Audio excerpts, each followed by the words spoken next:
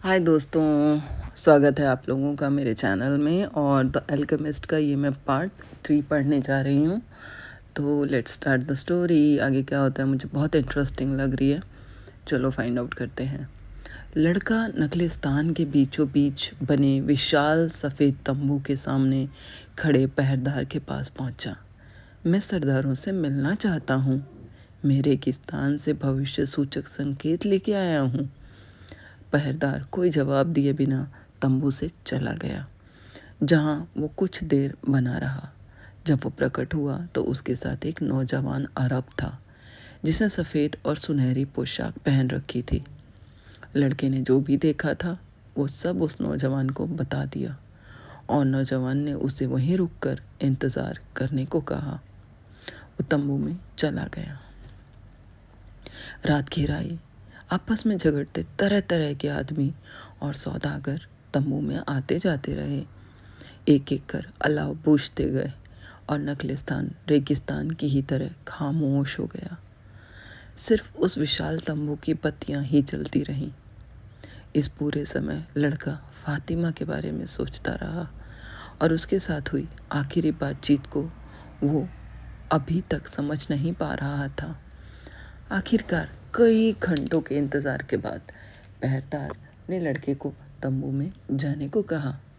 अंदर जाकर लड़के ने जो देखा उससे वो अचंभित रह गया। वो कल्पना भी नहीं कर सकता था कि रेगिस्तान के बीचों बीच इस तरह का कोई तंबू हो सकता है। जमीन पर ऐसे बेहद खूबसूरत कालीन बिछे हुए थे जिन पर उसने कभी पैर नहीं रखे थे। छत से सोने के बने सुघड़ कंदील लटक रहे थे जिनमें मोमबत्तियां जल रही थीं।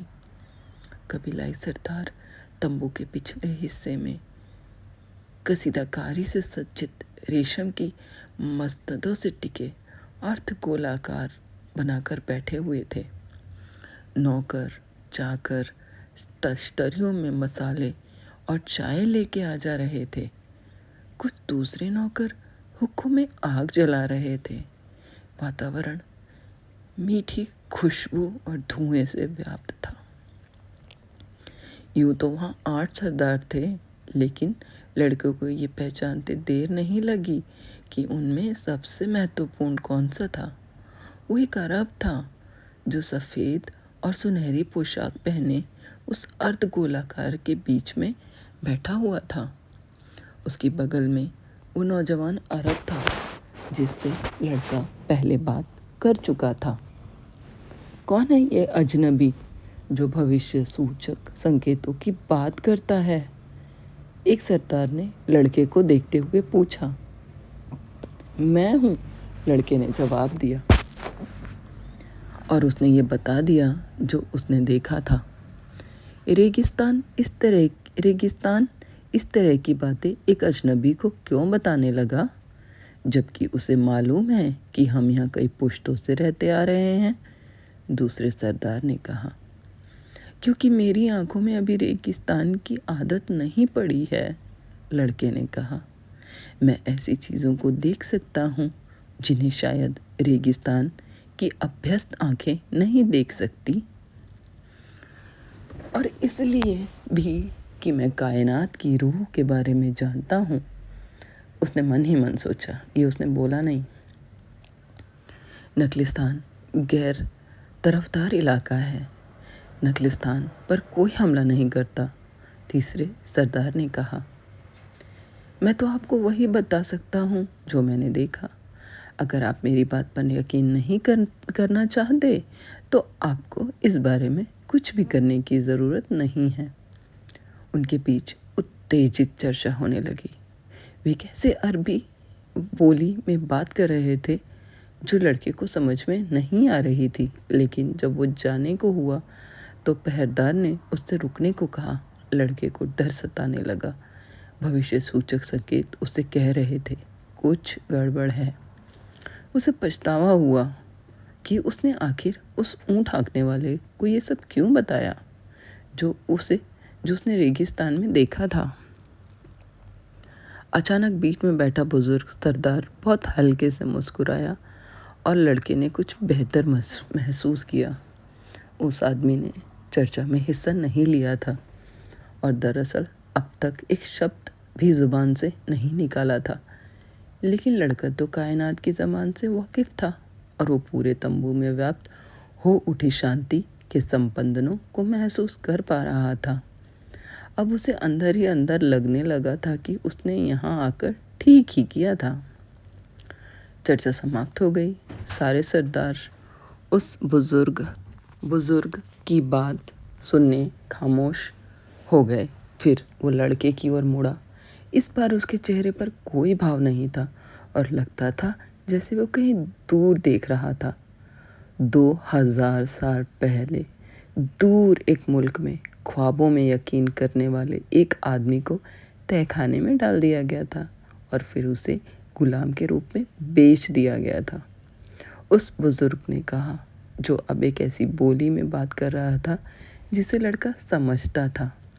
हमारे सौदागरों ने उस आदमी को खरीद लिया था और उसे मिस्र ले गए। अब हम सब जानते हैं कि जो भी कोई ख्वाबों में यकीन करता है वो उनकी व्याख्या करना भी जानता है।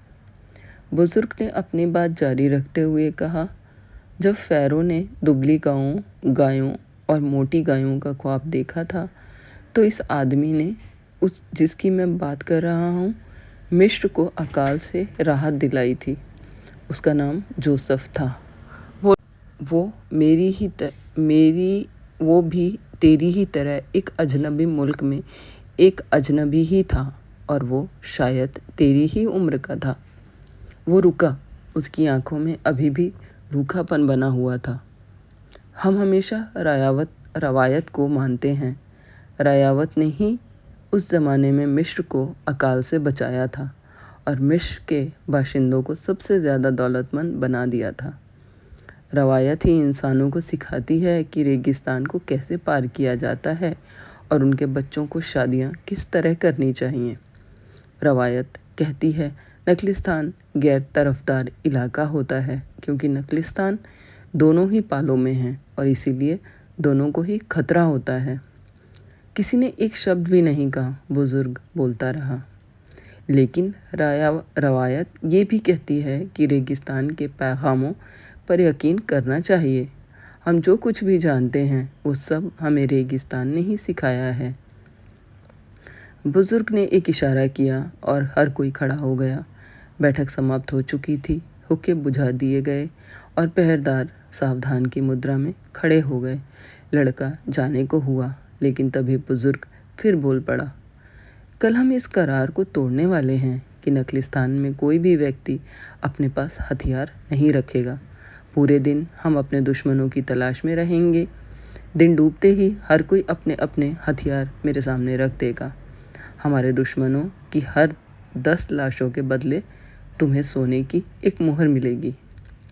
लेकिन हथियार तभी तानने के काबिल होते हैं जब वे भी जंग में हिस्सा लेते हैं।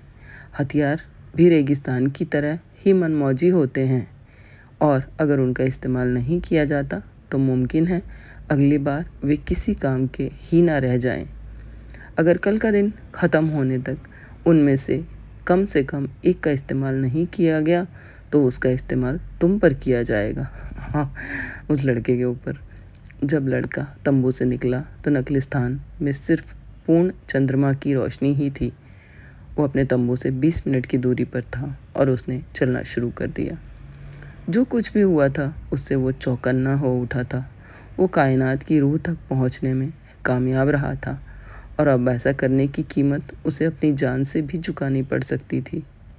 ये एक खतरनाक बाजी थी, लेकिन वो इस तरह की जोखिम भरी बाजियाँ तो उसी दिन से लगाता आ रहा था जब उसने अपनी नियति का पीछा करने की खातिर अपने भेड़ों को बेच डाला। और जैसा कि उस ऊँट हाँकने वाले ने कहा था, कल मर जाना किसी भी दूसरे दिन मरने से बदतर नहीं है। हर दिन या तो ज़िंदा बने रहने के लिए या इस दुनिया से रुखसत होने के लिए है। सब कुछ एक ही शब्द पर टिका हुआ था, मकतूब। चारों तरफ फैली खामोशी के बीच चलते हुए उसे कोई पछतावा नहीं था। अगर वो कल मर जाता है तो ऐसा इसलिए होगा क्योंकि ईश्वर भविष्य को बदलना नहीं चाहता होगा। अगर वो मर भी गया तो कम से कम इस बात का संतोष होगा कि वो खाड़ी पार करने के बाद, क्रिस्टल की दुकान में काम करने के बाद और रेगिस्तान की खामोशी और फातिमा की आंखों को जान लेने के बाद मरा है। अरसा पहले जब से उसने अपना घर छोड़ा था, तब से वो अपना हर दिन अपने भरपूर ढंग से जिया था। अगर वो कल भी मर जाता है तो वो दूसरे गडेरियों के मुकाबले बहुत कुछ देख चुकने के बाद मरा होगा, और इस बात को लेकर उसे गर्व था। सहसा उसे एक भीषण गर्जना सुनाई दी और तेज हवा ने उसे धकेलकर नीचे गिरा दिया। ऐसा अनुभव उसे पहले कभी नहीं हुआ था। पूरा इलाका धूल के बवंडर में चक्कर खा रहा था, जो इतना घना था कि चंद्रमा आंखों से ओझल हो गया था। उसके सामने एक विशालकाय सफ़ेद घोड़ा था, जो भयानक ढंग से हिनहिनाता हुआ बार बार उसके सामने अपने पिछले पैरों पर खड़ा हो जा रहा था। उस अंधा करने वाली धूल के थोड़ा सा छटने पर लड़के ने जो नज़ारा देखा, उससे वो कांप उठा। घोड़े पर पूरी तरह काले लबादे में ढका एक आदमी सवार था और उसके बाएं कंधे पर एक बाज बैठा हुआ था। उस घुड़सवार ने साफा पहना था और सिर्फ आंखों के उसका पूरा चेहरा एक काले कपड़े से ढका हुआ था। देखने में वो रेगिस्तान का कोई हरकारा लगता था, लेकिन उसकी मौजूदगी नीरे हरकारे से ज़्यादा किसी ताकतवर इंसान जैसी लग रही थी। उस विचित्र से घुड़सवार ने अपनी जीन में कसी मयान से एक विशाल मुड़ी हुई तलवार निकाली। तलवार के फलक का फौलाद चंद्रमा की रोशनी में चमक उठा। कौन है जो बाजों की उड़ान के अर्थ को पढ़ने का दुस्साहस करता है? उसने पूछा, जिसकी आवाज़ इतनी गरजती हुई थी कि अल-फ़यूम के हजारों दरख्तों से टकराकर गूंज उठी। मैं हूँ जिसने ये जुर्रत की, लड़के ने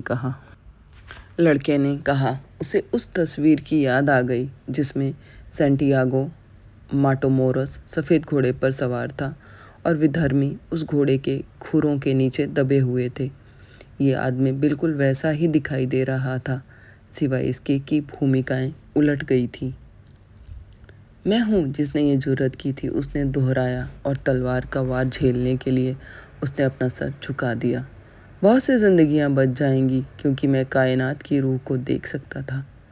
तलवार का वार नहीं हुआ, इसकी बजाय अजनबी उसे धीरे धीरे तब तक नीचे करता गया जब तक कि उसकी नोक लड़के के माथे को नहीं छूने लगी। उससे रक्त की बूंदें निकल आईं। घुड़सवार पूरी तरह स्थिर था। उसी तरह लड़का भी। लड़के को ये तक नहीं सूझा कि वो वहाँ से भाग जाता। वो अंदर ही अंदर एक विचित्र किस्म का आनंद महसूस कर रहा था। अपनी नियति की खोज में वो करीब करीब मरने को था, और फातिमा की खातिर भविष्य सूचक संकेत आखिरकार सही साबित हुए थे। अब वो दुश्मन के आमने सामने था, लेकिन मरने की चिंता करने की कोई ज़रूरत नहीं थी। कायनात की रूह उसका इंतज़ार कर रही थी, और वो जल्दी ही उसका हिस्सा बन जाने वाला था, और कल उसका दुश्मन भी उस रूह का हिस्सा बन जाएगा। अजनबी तलवार की नोक को उसके माथे से टिकाए रहा। तुमने परिंदों की उड़ान को क्यों पढ़ा? मैंने तो सिर्फ वो पढ़ा जो वो परिंदे मुझसे कहना चाहते थे। वे नखलिस्तान की हिफाजत करना चाहते थे। कल तुम सब मर जाओगे, क्योंकि उनकी संख्या नखलिस्तान के तुम्हारे आदमियों से ज़्यादा है। तलवार अपनी जगह पर बनी रही। तुम कौन होते हो जो अल्लाह की मर्ज़ी के बिना को बदलना चाहते हो? अल्लाह ने फ़ौजों को गढ़ा है और उसने बाजों को भी गढ़ा है। अल्लाह ने मुझे परिंदों की ज़ुबान सिखाई है। सब कुछ एक ही हाथ का लिखा हुआ है। लड़के ने ऊँट हाँकने वाले के शब्दों को याद करते हुए कहा। अजनबी ने लड़के के माथे से तलवार हटा ली और लड़के को अपरिमित राहत का एहसास हुआ, लेकिन वो तब भी भाग नहीं सका। अपनी भविष्यवाणियों को लेकर सावधान रहना, अजनबी ने कहा। जब कोई चीज़ लिखी होती है तो उसको किसी भी तरीके से बदला नहीं जा सकता। मैंने तो सिर्फ एक फ़ौज देखी थी, लड़के ने कहा। मैंने जंग का नतीजा नहीं देखा था। अजनबी इस जवाब से संतुष्ट लगता था, लेकिन वो तलवार अपने हाथ में लिए रहा। एक अजनबी मुल्क में क्यों रह रहा है? मैं अपनी नियति के पीछे चल रहा हूँ। ये बात तुम्हारी समझ में नहीं आएगी। अजनबी ने तलवार मयान में रख ली और लड़के ने चैन की सांस ली। मुझे तो तुम्हारी हिम्मत का इम्तहान लेना था, अजनबी ने कहा। दुनिया की ज़ुबान को समझने के लिए हिम्मत सबसे ज़्यादा ज़रूरी है। लड़का चकित था। अजनबी ऐसी चीज़ों के बारे में बात कर रहा था जिनके बारे में बहुत थोड़े से लोग जानते थे। तुम्हें अपनी कोशिश नहीं छोड़नी चाहिए। तुम बहुत दूर निकल आए हो, उसने अपनी बात जारी रखी। तुम्हें रेगिस्तान से प्यार ज़रूर करना चाहिए, लेकिन उस पर पूरी तरह भरोसा नहीं करना चाहिए, क्योंकि रेगिस्तान सभी लोगों का इम्तहान लेता है और वो हर कदम पर चुनौतियाँ पेश करता है, और जिन लोगों का ध्यान भटकता है उनकी जान ले लेता है। उसकी बातों ने लड़के को बूढ़े राजा की याद दिला दी। अगर कोई योद्धा यहाँ आते हैं और सूरज डूबने तक तुम्हारा सर सलामत रहता है तो आकर मुझसे मिलना, अजनबी ने कहा।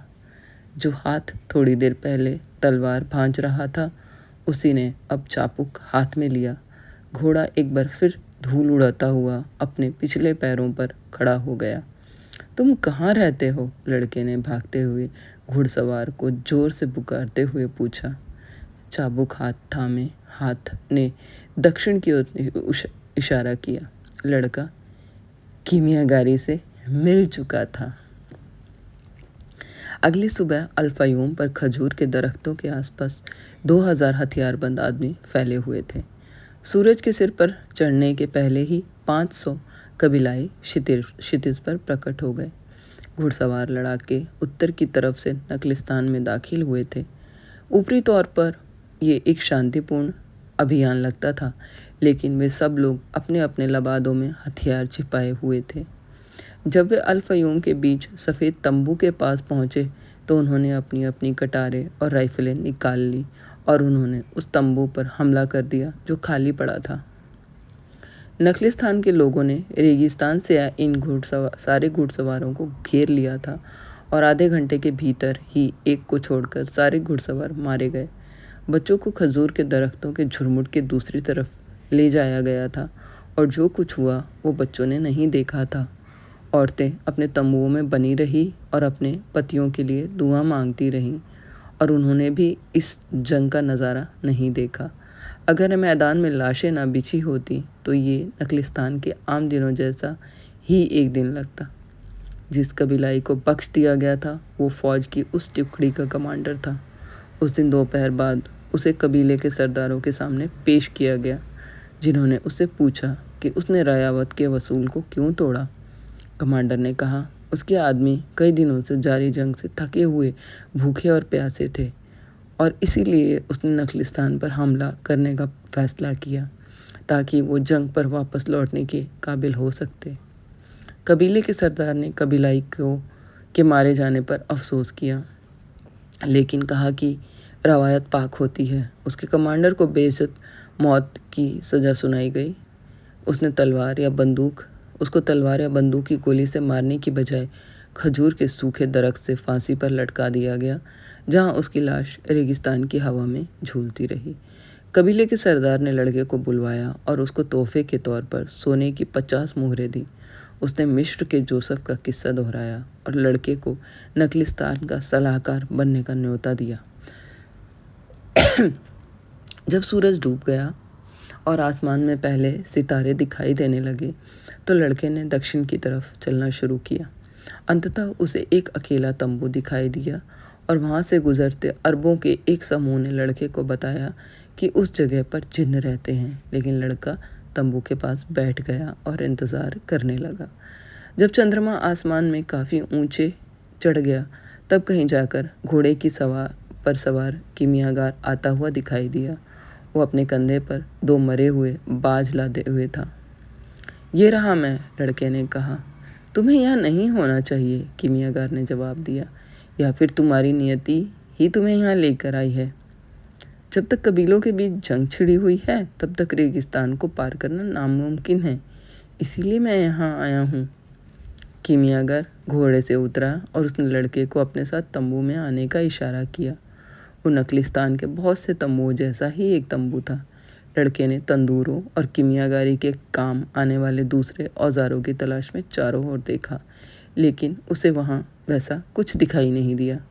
वहाँ तो बस कुछ पुस्तकों का ढेर लगा था। भोजन पकाने की एक छोटी सी अंगीठी थी और कुछ कालीन थे जिन पर रहस्यमय किस्म की आकृतियाँ उकेरी हुई थी। बैठ जाओ, हम कुछ पिएंगे और फिर इन बाजों को खाएंगे। लड़के को शक हुआ कि वो वही बाज थे जिन्हें उसने एक दिन पहले देखा था, लेकिन उसने कुछ नहीं कहा। कीमियागर ने आग जलाई और जल्दी ही तंबू में एक लुभावनी महक भर उठी। ये हुक्के की खुशबू से बेहतर थी। आप मुझसे क्यों मिलना चाहते थे? भविष्य सूचक संकेतों की वजह से, कीमियागर ने जवाब दिया। हवा ने मुझे बताया कि तुम आओगे और तुम्हें मदद की ज़रूरत होगी। वो मैं नहीं हूँ जिसके बारे में हवा ने बात की थी। वो एक दूसरा परदेसी है, एक अंग्रेज़। वही था जो आपको तलाश कर रहा था। उसे पहले कुछ और काम करने हैं, लेकिन वो सही रास्ते पर है। उसने रेगिस्तान को समझने की कोशिश शुरू कर दी है। और मेरे बारे में आपका क्या कहना है? जब कोई व्यक्ति सच्चे दिल से किसी चीज़ की चाहत करता है, तो सारी कायनात मिलकर उसके सपने को साकार करने के लिए काम करने लगती है। कीमियागर ने बूढ़े राजा द्वारा कहे गए शब्दों को प्रतिध्वनित करते हुए कहा। लड़का समझ गया, यहाँ एक और आदमी था जो उसको उसकी नियति तक पहुँचाने में मदद कर रहा था। तो क्या आप मुझे सीख देने वाले हैं? नहीं, तुम पहले से ही वो सब जानते हो जो तुम्हें जानना ज़रूरी है। मैं तो सिर्फ उस तरफ इशारा करने वाला हूँ जहाँ तुम्हारा खजाना है। लेकिन कबीले में तो जंग छिड़ी हुई है, लड़के ने दोहराया। मुझे मालूम है कि रेगिस्तान में क्या हो रहा है।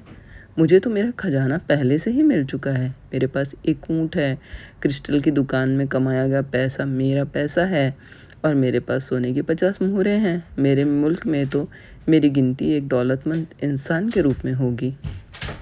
लेकिन इनमें से कोई भी चीज़ पिरामिडों की तो नहीं है, कीमियागर ने कहा। मेरे पास फातिमा भी तो है। वो तो मेरा अब तक का सबसे बड़ा खजाना है, लेकिन वो भी पिरामिडों से हासिल नहीं की गई है। वो खामोशी के साथ खाना खाते रहे। कीमियागर ने एक बोतल खोली और लड़के के प्याले में लाल रंग का कोई तरल उड़ेल दिया। वैसी लजीज वाइन उसने आज तक नहीं चखी थी। क्या ये वाइन पीने पर पाबंदी नहीं है?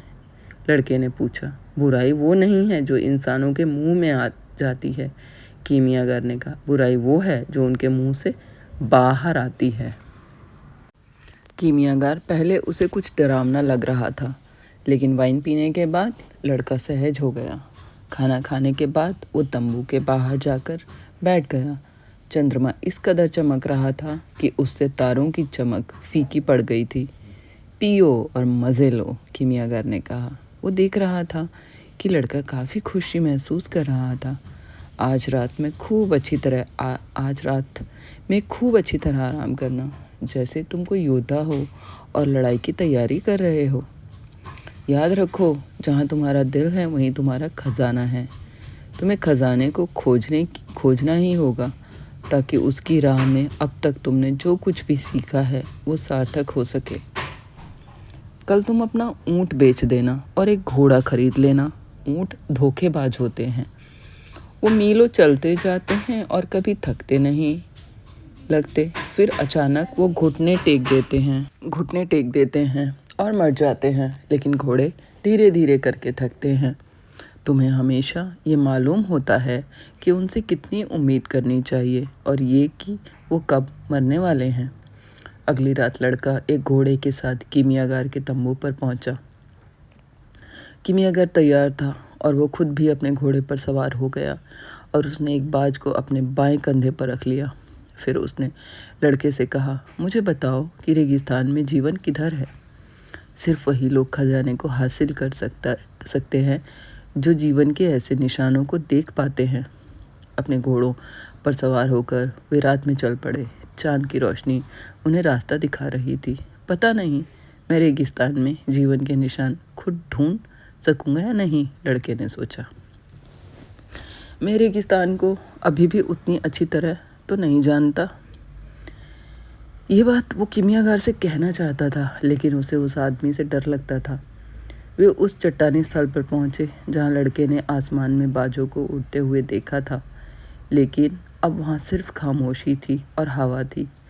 मैं नहीं जानता कि रेगिस्तान में जीवन कैसे पाया जाए, लड़के ने कहा। ये तो मैं जानता हूँ कि रेगिस्तान में जीवन है, लेकिन उसे कहाँ खोजा जाए ये मैं नहीं जानता। जीवन जीवन को अपनी ओर खींचता है, कीमियागार ने जवाब दिया। और तब लड़के को समझ में आया। उसने अपने घोड़े की लगाम को ढीला कर दिया और वो चट्टानों और रेत पर सर पर दौड़ पड़ा। लड़के का घोड़ा लगभग 1.5 घंटे तक भागता रहा और कीमियागार उसका पीछा करता रहा। अब उनको नखलिस्तान के खजूर के दरख्त दिखाई नहीं दे रहे थे, सिर्फ उनके ऊपर विशाल चंद्रमा था। रेगिस्तान के पत्थरों पर फिसलती उसकी सफ़ेद रोशनी थी। अचानक बिना किसी साफ वजह के लड़के के घोड़े ने अपनी रफ्तार धीमी कर दी। यहीं कहीं पर जीवन है, लड़के ने कीमियागार से कहा। मैं रेगिस्तान की भाषा तो नहीं समझता, लेकिन मेरा घोड़ा जीवन की भाषा समझता है। वे घोड़ों से उतर गए और कीमियागार ने कुछ नहीं कहा। धीरे धीरे आगे बढ़ते हुए वे पत्थरों के बीच कुछ खोजते रहे। कीमियागार सहसा ठहर गया और ज़मीन पर झुक गया। वो पत्थरों के बीच एक सुराग था। कीमियागार ने उस सुराग में अपना हाथ डाल दिया और फिर कंधे तक अपनी पूरी बाँह उसके अंदर कर दी। अंदर कोई चीज़ थी जो ढिलमुल कर रही थी। उस कोशिश में कीमियागार की आंखें तिरछी हुई जा रही थी। लड़के को सिर्फ उसकी आंखें ही दिखाई दे पा रही थी। लगता था उस सुराग में जो कुछ भी था उससे उसका हाथ जूझ रहा था। फिर लड़के को चकित करके एक झटके के साथ उसने अपना हाथ बाहर निकाला और वो उछलकर खड़ा हो गया। उसने अपने हाथ में एक सांप को उसकी पूंछ से पकड़ रखा था। लड़का भी उछल पड़ा, लेकिन कीमियागार से दूर। सांप बुरी तरह जूझ रहा था और उसकी फुफकारें रेगिस्तान की खामोशी को हिला रही थी। वो कोबरा था जिसका जहर आदमी को कुछ ही मिनटों में ख़त्म कर सकता था। उसके जहर से सावधान रहना, लड़के ने कहा, लेकिन बावजूद इसके कि कीमियागार ने अपना हाथ सुराख में डाल दिया और तय था कि सांप ने उसे काटा होगा। उसका हाव भाव एकदम सहज था। कीमियागार की उम्र 200 वर्ष है, अंग्रेज ने उसे बताया था। वो निश्चय ही जानता होगा कि रेगिस्तान के सांपों से कैसे निपटना है। लड़का अपने इस साथी को अपने घोड़ों के पास जाते और वहाँ से एक कटार निकालते देखता रहा। उसने कटार की नोक से रेत पर एक घेरा बनाया और फिर सांप को उस घेरे में रख दिया। सांप तुरंत शांत हो गया। चिंता की कोई बात नहीं, कीमियागार ने कहा। वो इस घेरे के बाहर नहीं जाएगा। तुम्हारे द्वारा रेगिस्तान में जीवन की खोज वो भविष्य सूचक संकेत है जिसकी मुझे ज़रूरत थी। ये चीज़ इतनी अहम क्यों थी? क्योंकि पिरामिड रेगिस्तान से घिरे हुए हैं। लड़का पिरामिडों के बारे में बात नहीं करना चाहता था। उसका दिल भारी था और कल रात से ही मायूसी की हालत में था। खजाने की खोज को जारी रखने का मतलब था वो फातिमा को त्याग रहा था। मैं तुम्हें पूरे रेगिस्तान भर रास्ता दिखाने वाला हूँ, कीमियागार ने कहा। मैं नखलिस्तान में ही रहना चाहता हूँ, लड़के ने जवाब दिया। मुझे फातिमा मिल गई है और मेरे लिए वो किसी भी खजाने से बढ़कर है। फातिमा रेगिस्तानी औरत है, कीमियागार ने कहा। वो जानती है कि मर्दों को वापस लौटने के लिए बाहर जाना होता है और उसे तो पहले ही खजाना मिल चुका है। वो खजाना तुम हो और वो चाहती है तुम्हें वो चीज़ मिल सके जिसकी तुम तलाश कर रहे हो। ठीक है, लेकिन अगर मैं रुकने का फ़ैसला करूँ तो? मैं बताता हूँ क्या होगा। तुम नखलिस्तान के सराहकार बनकर जाओगे।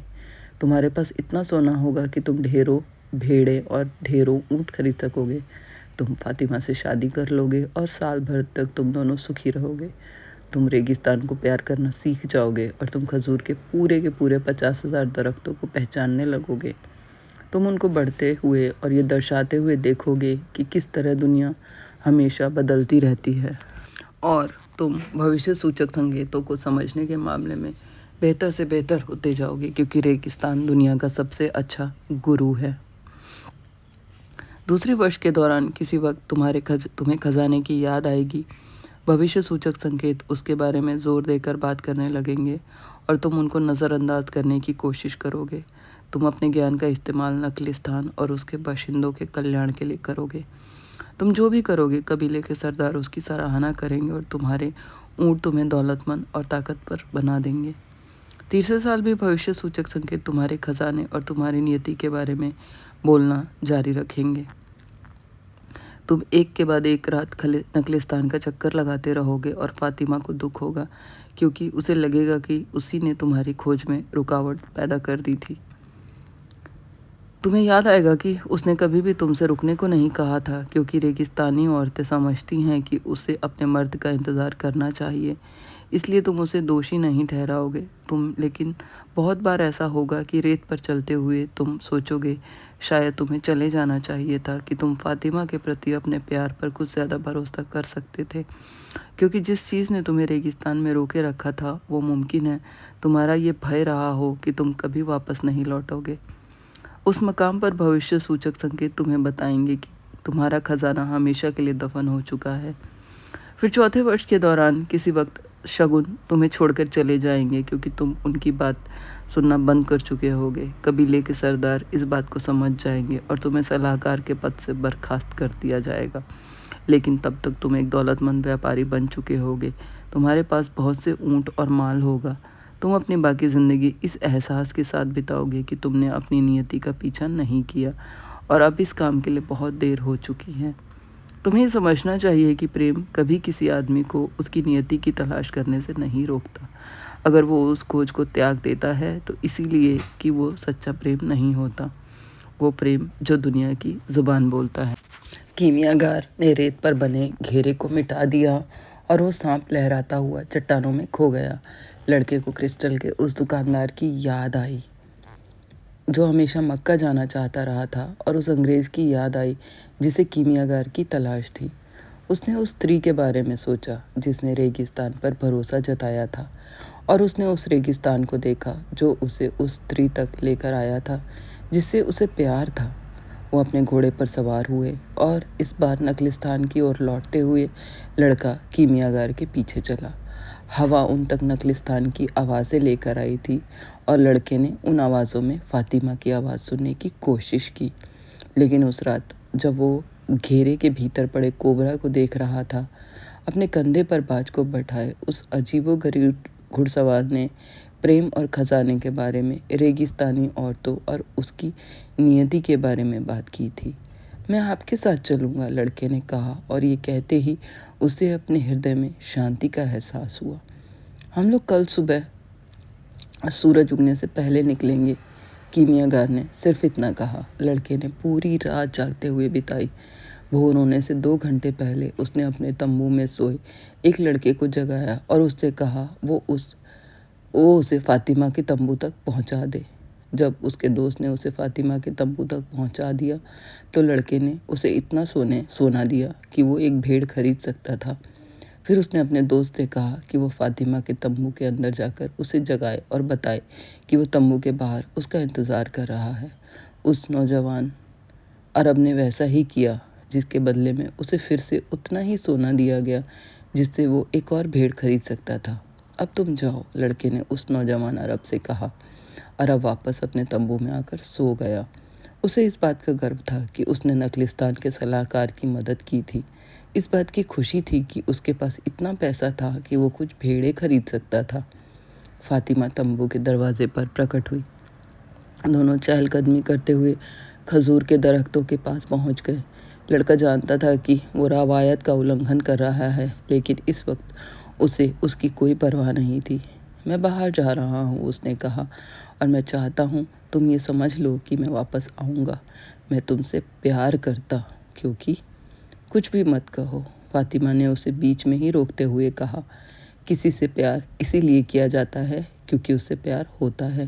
प्यार करने के लिए किसी वजह की ज़रूरत नहीं होती। लेकिन लड़के ने अपनी बात जारी रखी। मैंने एक ख्वाब देखा था कि मैं एक राजा से मिला था। मैंने क्रिस्टल बेचे और रेगिस्तान पार किया, और क्योंकि कबीलों में जंग का ऐलान कर दिया था, इसीलिए मैं कीमियागार के बारे में पूछताछ करने कुएं पर गया था। इस तरह मैं तुमसे इसीलिए प्यार करता हूँ कि तुमसे मिलने के लिए सारी की सारी कायनात ने मिलकर मेरी मदद की। दोनों ने आलिंगन किया। वो पहली बार था जब दोनों में से किसी ने भी एक दूसरे को छुआ था। मैं वापस आऊँगा, लड़के ने कहा। इसके पहले तक मैं रेगिस्तान की ओर हसरत भरी नज़रों से देखा करती थी। फातिमा ने कहा, अब मैं उम्मीद से देखा करूँगी। एक दिन मेरे पिता भी बाहर गए थे, लेकिन वे मेरी माँ के पास लौटे थे और उसके बाद वे हमेशा वापस लौटते रहे। उन्होंने और कुछ नहीं कहा। वो खजूर के दरख्तों के बीच कुछ और आगे तक गए और फिर लड़के ने उसे उसके तंबू के दरवाजे तक छोड़ दिया। मैं वापस लौटूंगा जैसे तुम्हारे पिता तुम्हारी माँ के पास वापस लौटे, उसने कहा। उसने देखा फातिमा की आंखों में आंसू छलछला रहे थे। तुम रो रही हो? मैं रेगिस्तानी औरत ज़रूर हूँ, उसने अपना चेहरा एक और मोड़ते हुए कहा, लेकिन आखिर मैं एक औरत ही तो हूँ। फातिमा अपने तंबू में वापस चली गई और जब दिन निकल आया तो वो बाहर आकर रोज़मर्रा के उन्हीं कामों में लग गई थी जो वो वर्षों से करती आ रही थी। लेकिन सब कुछ बदल चुका था। लड़का अब नखलिस्तान में नहीं था और नखलिस्तान का वही अर्थ अब नहीं रह गया था जो अभी कल तक था। अब वो 50,000 खजूर के दरख्तों और 300 कुओं वाली जगह नहीं रह जाने वाली थी जहाँ मुसाफिर आते थे और अपने लंबे समय के अंत में सुस्ताते थे। उस दिन के बाद से नखलिस्तान उसके लिए एक खाली जगह रह जाने वाला था। उस दिन के बाद रेगिस्तान की अहमियत बढ़ जाने वाली थी। वो हर रोज़ उसकी ओर ताकेगी और अंदाज़ा लगाने की कोशिश करेगी कि अपने खजाने की तलाश में लड़का किस सितारे की दिशा में जा रहा होगा। उसे हवा की मार्फत अपने चुम्बन भेजने होंगे, इस उम्मीद में कि वो हवा लड़के के चेहरे को छुएगी और उसे बताएगी कि वो जिंदा है, बताएगी कि वो उसका इंतज़ार कर रही है। एक औरत खजाने की खोज में गए अपने साहसी मर्द का इंतज़ार कर रही है। उस दिन के बाद से उसके लिए रेगिस्तान का एक ही मतलब होगा, उसकी वापसी की उम्मीद। उस सब के बारे में मत सोचो जो तुम पीछे छोड़ आए हो। घोड़ों पर सवार रेगिस्तान की रेत पर अपना सफ़र शुरू करते हुए कीमियागार ने लड़के से कहा, कायनात की रूह में सब कुछ पहले से लिखा हुआ है और वो हमेशा लिखा रहेगा। इंसान घर छोड़ने की बजाय घर लौटने के बारे में ज़्यादा ख्वाब देखते हैं, लड़के ने कहा। वो एक बार फिर रेगिस्तान की खामोशी का अभ्यस्त हो चुका था। जो कुछ भी तुम्हें मिला है, अगर वो विशुद्ध तत्वों से बना है तो वो कभी नष्ट नहीं होगा और तुम कभी भी उस तक वापस लौट सकते हो। और अगर जो चीज़ तुम्हें मिली थी वो महज रोशनी की एक कौंध थी, जैसे कि किसी तारे का विस्फोट, तो लौटने पर तुम्हारे हाथ कुछ नहीं लगेगा। वो आदमी कीमियागारी की भाषा बोल रहा था, लेकिन लड़का जानता था कि उसका इशारा फातिमा की तरफ था। बहुत मुश्किल था उसके बारे में ना सोचना जो वो पीछे छोड़ आया था। रेगिस्तान के अंतहीन एक से पन उसे ख्वाबों में डुबो दिया। लड़का अभी भी खजूर के दरख्तों को, कुओं को और उस औरत के चेहरे को देख रहा था जिसे वो प्यार करता था। वो अंग्रेज़ को अपने प्रयोगों में लगा देख पा रहा था और उस ऊँट हाँकने वाले की को जो एक गुरु था, हालांकि उसे खुद इस बात का एहसास नहीं था। हो सकता है कीमियागार को कभी इश्क ही ना हुआ हो, लड़के ने सोचा। कीमियागर अपने घोड़े पर सवार आगे आगे चल रहा था। बाज उसके कंधे पर बैठा था। वो परिंदा रेगिस्तान की ज़ुबान को अच्छी तरह से समझता था और जब कभी वे रुकते थे तो वो शिकार की तलाश में उड़ जाता था। पहले दिन वो एक खरगोश लेकर लौटा था और दूसरे दिन 2 परिंदे। रात के वक्त वे अपना बिस्तर बिछाते और अपनी आँख को छिपा कर रखते। रेगिस्तान की रातें ठंडी थी और जैसे जैसे चंद्रमा का उजला पखवाड़ा बीत रहा था, वैसे वैसे वे और अंधेरी होती जा रही थी। वे हफ्ते भर तक चलते रहे, जिस दौरान वे सिर्फ उन सावधानियों के बारे में बात करते थे जिनका पालन करना कबीलों के बीच जारी जंग से बचने के लिए ज़रूरी था। जंग जारी थी और कभी कभी हवा खून की भीनी रुग्ण गंध लेकर आती थी। जंग आपस में कहीं जारी थी और हवा लड़के को याद दिलाती थी कि शगुनों की अपनी एक भाषा होती है जो हर वक्त उसे वो बताने को तैयार थी जिसे उसकी आंखें नहीं देख पाती थी। 7वें दिन कीमियागार ने वक्त से थोड़ा पहले ही पड़ाव डालने का फैसला किया। बाज शिकार की तलाश में उड़ गया और कीमियागार ने पानी का अपना पात्र लड़के की ओर बढ़ाया। तुम्हारा सफ़र करीब करीब ख़त्म होने वाला है, कीमियागार ने कहा। मैं तुम्हें मुबारकबाद देता हूँ कि तुम अपनी नियति की खोज में लगे रहे। और आपने मुझसे रास्ते भर कुछ नहीं कहा, लड़के ने कहा। मैं सोचता था कि आप मुझे कुछ ऐसी चीज़ें सिखाएंगे जो आप जानते हैं। कुछ समय पहले मैंने एक ऐसे आदमी के साथ रेगिस्तान का सफ़र तय किया था जिसके पास कीमियागारी से ताल्लुक़ रखने वाली पुस्तकें थी, लेकिन मैं उन पुस्तकों से कुछ भी नहीं सीख पाया था। सीखने का सिर्फ एक ही तरीका है, कीमियागार ने जवाब दिया, और वो है कर्म। तुम्हें जो कुछ भी जानने की ज़रूरत है वो तुम अपने सफ़र की मार्फत सीख चुके हो। अब तुम्हें सिर्फ एक और चीज़ सीखने की ज़रूरत है। लड़का उस चीज़ के बारे में जानना चाहता था, लेकिन कीमियागर की निगाहें बाज की तलाश में क्षितिज पर टिकी हुई थी। आप कीमियागर क्यों कहलाते हैं? क्योंकि मैं वही हूँ। और उन दूसरे कीमियागारों के साथ क्या गड़बड़ हुई थी जिन्होंने सोना बनाने की कोशिश की लेकिन नाकामयाब रहे? उन्होंने सिर्फ सोने की तलाश की थी, उसके साथी ने जवाब दिया। वे अपनी नियति के को वास्तविक रूप से जिए बिना ही उसको हासिल कर लेना चाहते थे। वो क्या है जो मेरे लिए अभी भी जानना ज़रूरी है? लड़के ने पूछा। लेकिन कीमियागर क्षितिज की ओर देखता रहा और अंततः बाज उनका भोजन लेकर वापस आ गया। उन्होंने एक गड्ढा खोदा और उसमें आग जलाई ताकि उसकी लपटें देखी ना जा सके। मैं कीमियागर महज इसीलिए हूँ क्योंकि मैं कीमियागर हूँ, उसने खाना पकाते हुए कहा। यह हुनर मैंने अपने दादा से सीखा था, जिन्होंने इसे अपने पिता से सीखा था, और ये सिलसिला इस दुनिया के बनने के समय से चला आ रहा है। उस ज़माने में प्रधान कृति को लिखना इतना सरल था, उसे महज एक रत्न पर लिखा जा सकता था, लेकिन इंसानों ने सरल चीज़ों को खारिज करना शुरू कर दिया और वो ग्रंथ, टीकाएँ और फ़लसफ़े लिखने लगे। उन्हें यह भी लगने लगा कि पुराने ज़माने के लोगों से बेहतर तरीके जानते हैं। तभी रतन की टिकिया पर लिखी ये इबारत आज भी मौजूद है। रतन की उस टिकिया पर क्या लिखा है? लड़का जानना चाहता था। कीमियागार रेत पर रेखाएं खींचने लगा और उसने 5 मिनट से भी कम समय में वो रेखा चित्र पूरा किया। उसे वो रेखा चित्र बनाते हुए देखकर लड़का बूढ़े राजा के बारे में और उस चौक के बारे में सोचने लगा जहाँ उस दिन उसकी मुलाकात हुई थी। उसे लगा जैसे उस घटना को वर्षों बीत गए हों। ये था जो रत्न की उस टिकिया पर लिखा था। चित्र पूरा करने के बाद कीमियागार ने कहा। लड़के ने रेत पर लिखी उस चित्रलिपि को पढ़ने की कोशिश की। ये तो कोई कूटलिपि है। लड़के ने कुछ निराशा के भाव से कहा। ये कुछ उसी तरह की चीज़ें लगती हैं जो मैंने उस अंग्रेज़ की पुस्तकों में देखी थी। नहीं, कीमियागार ने जवाब दिया, ये उन 2 बाजों की उड़ान जैसी है। इसे सिर्फ तर्क का इस्तेमाल करके नहीं समझा जा सकता। रत्न की वो टिकिया कायनात की रूह तक पहुंचने का सीधा रास्ता है।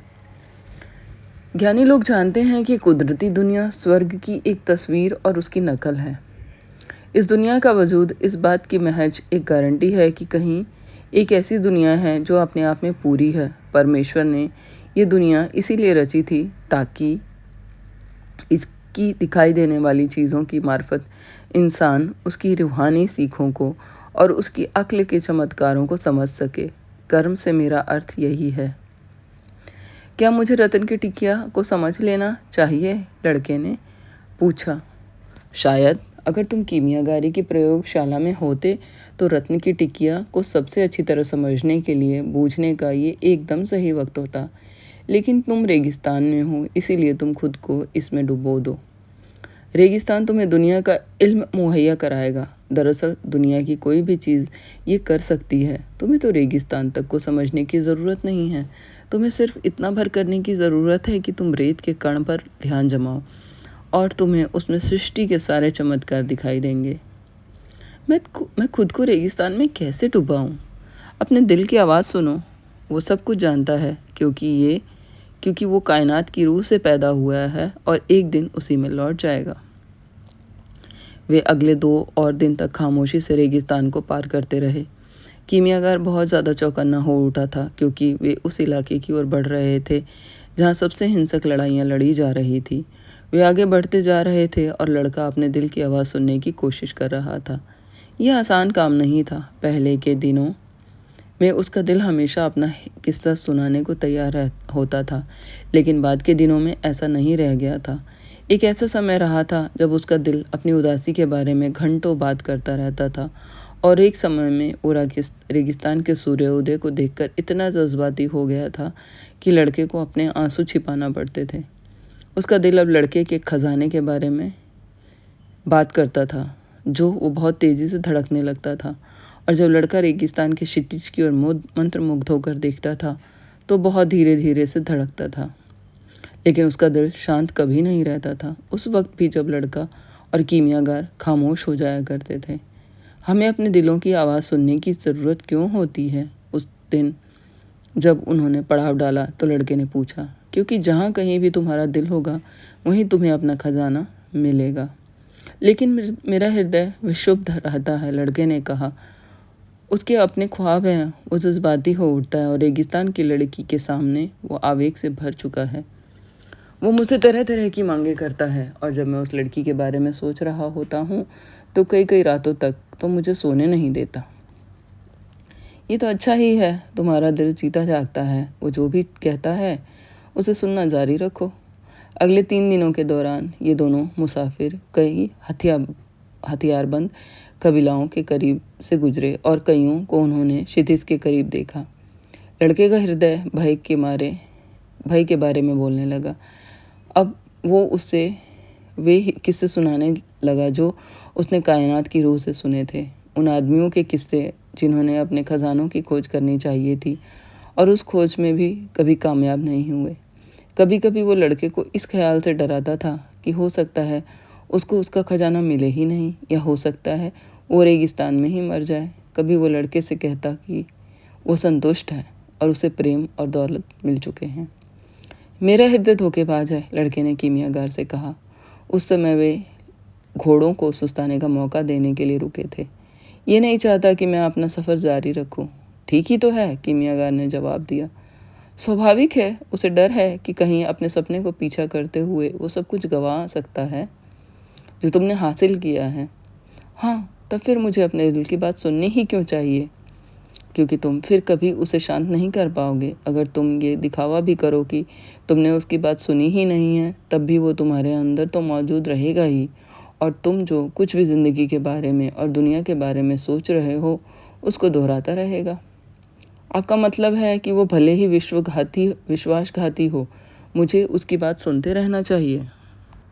विश्वासघात वो आघात होता है जो अप्रत्याशित रूप से आता है। अगर तुम अपने दिल को अच्छी तरह से जानते हो तो वो तुम्हारे साथ विश्वासघात कभी नहीं कर पाएगा, क्योंकि तुम्हें उसके ख्वाबों और ख्वाहिशों की जानकारी होगी और तुम्हें ये भी मालूम होगा कि उससे कैसे निपटा जाए।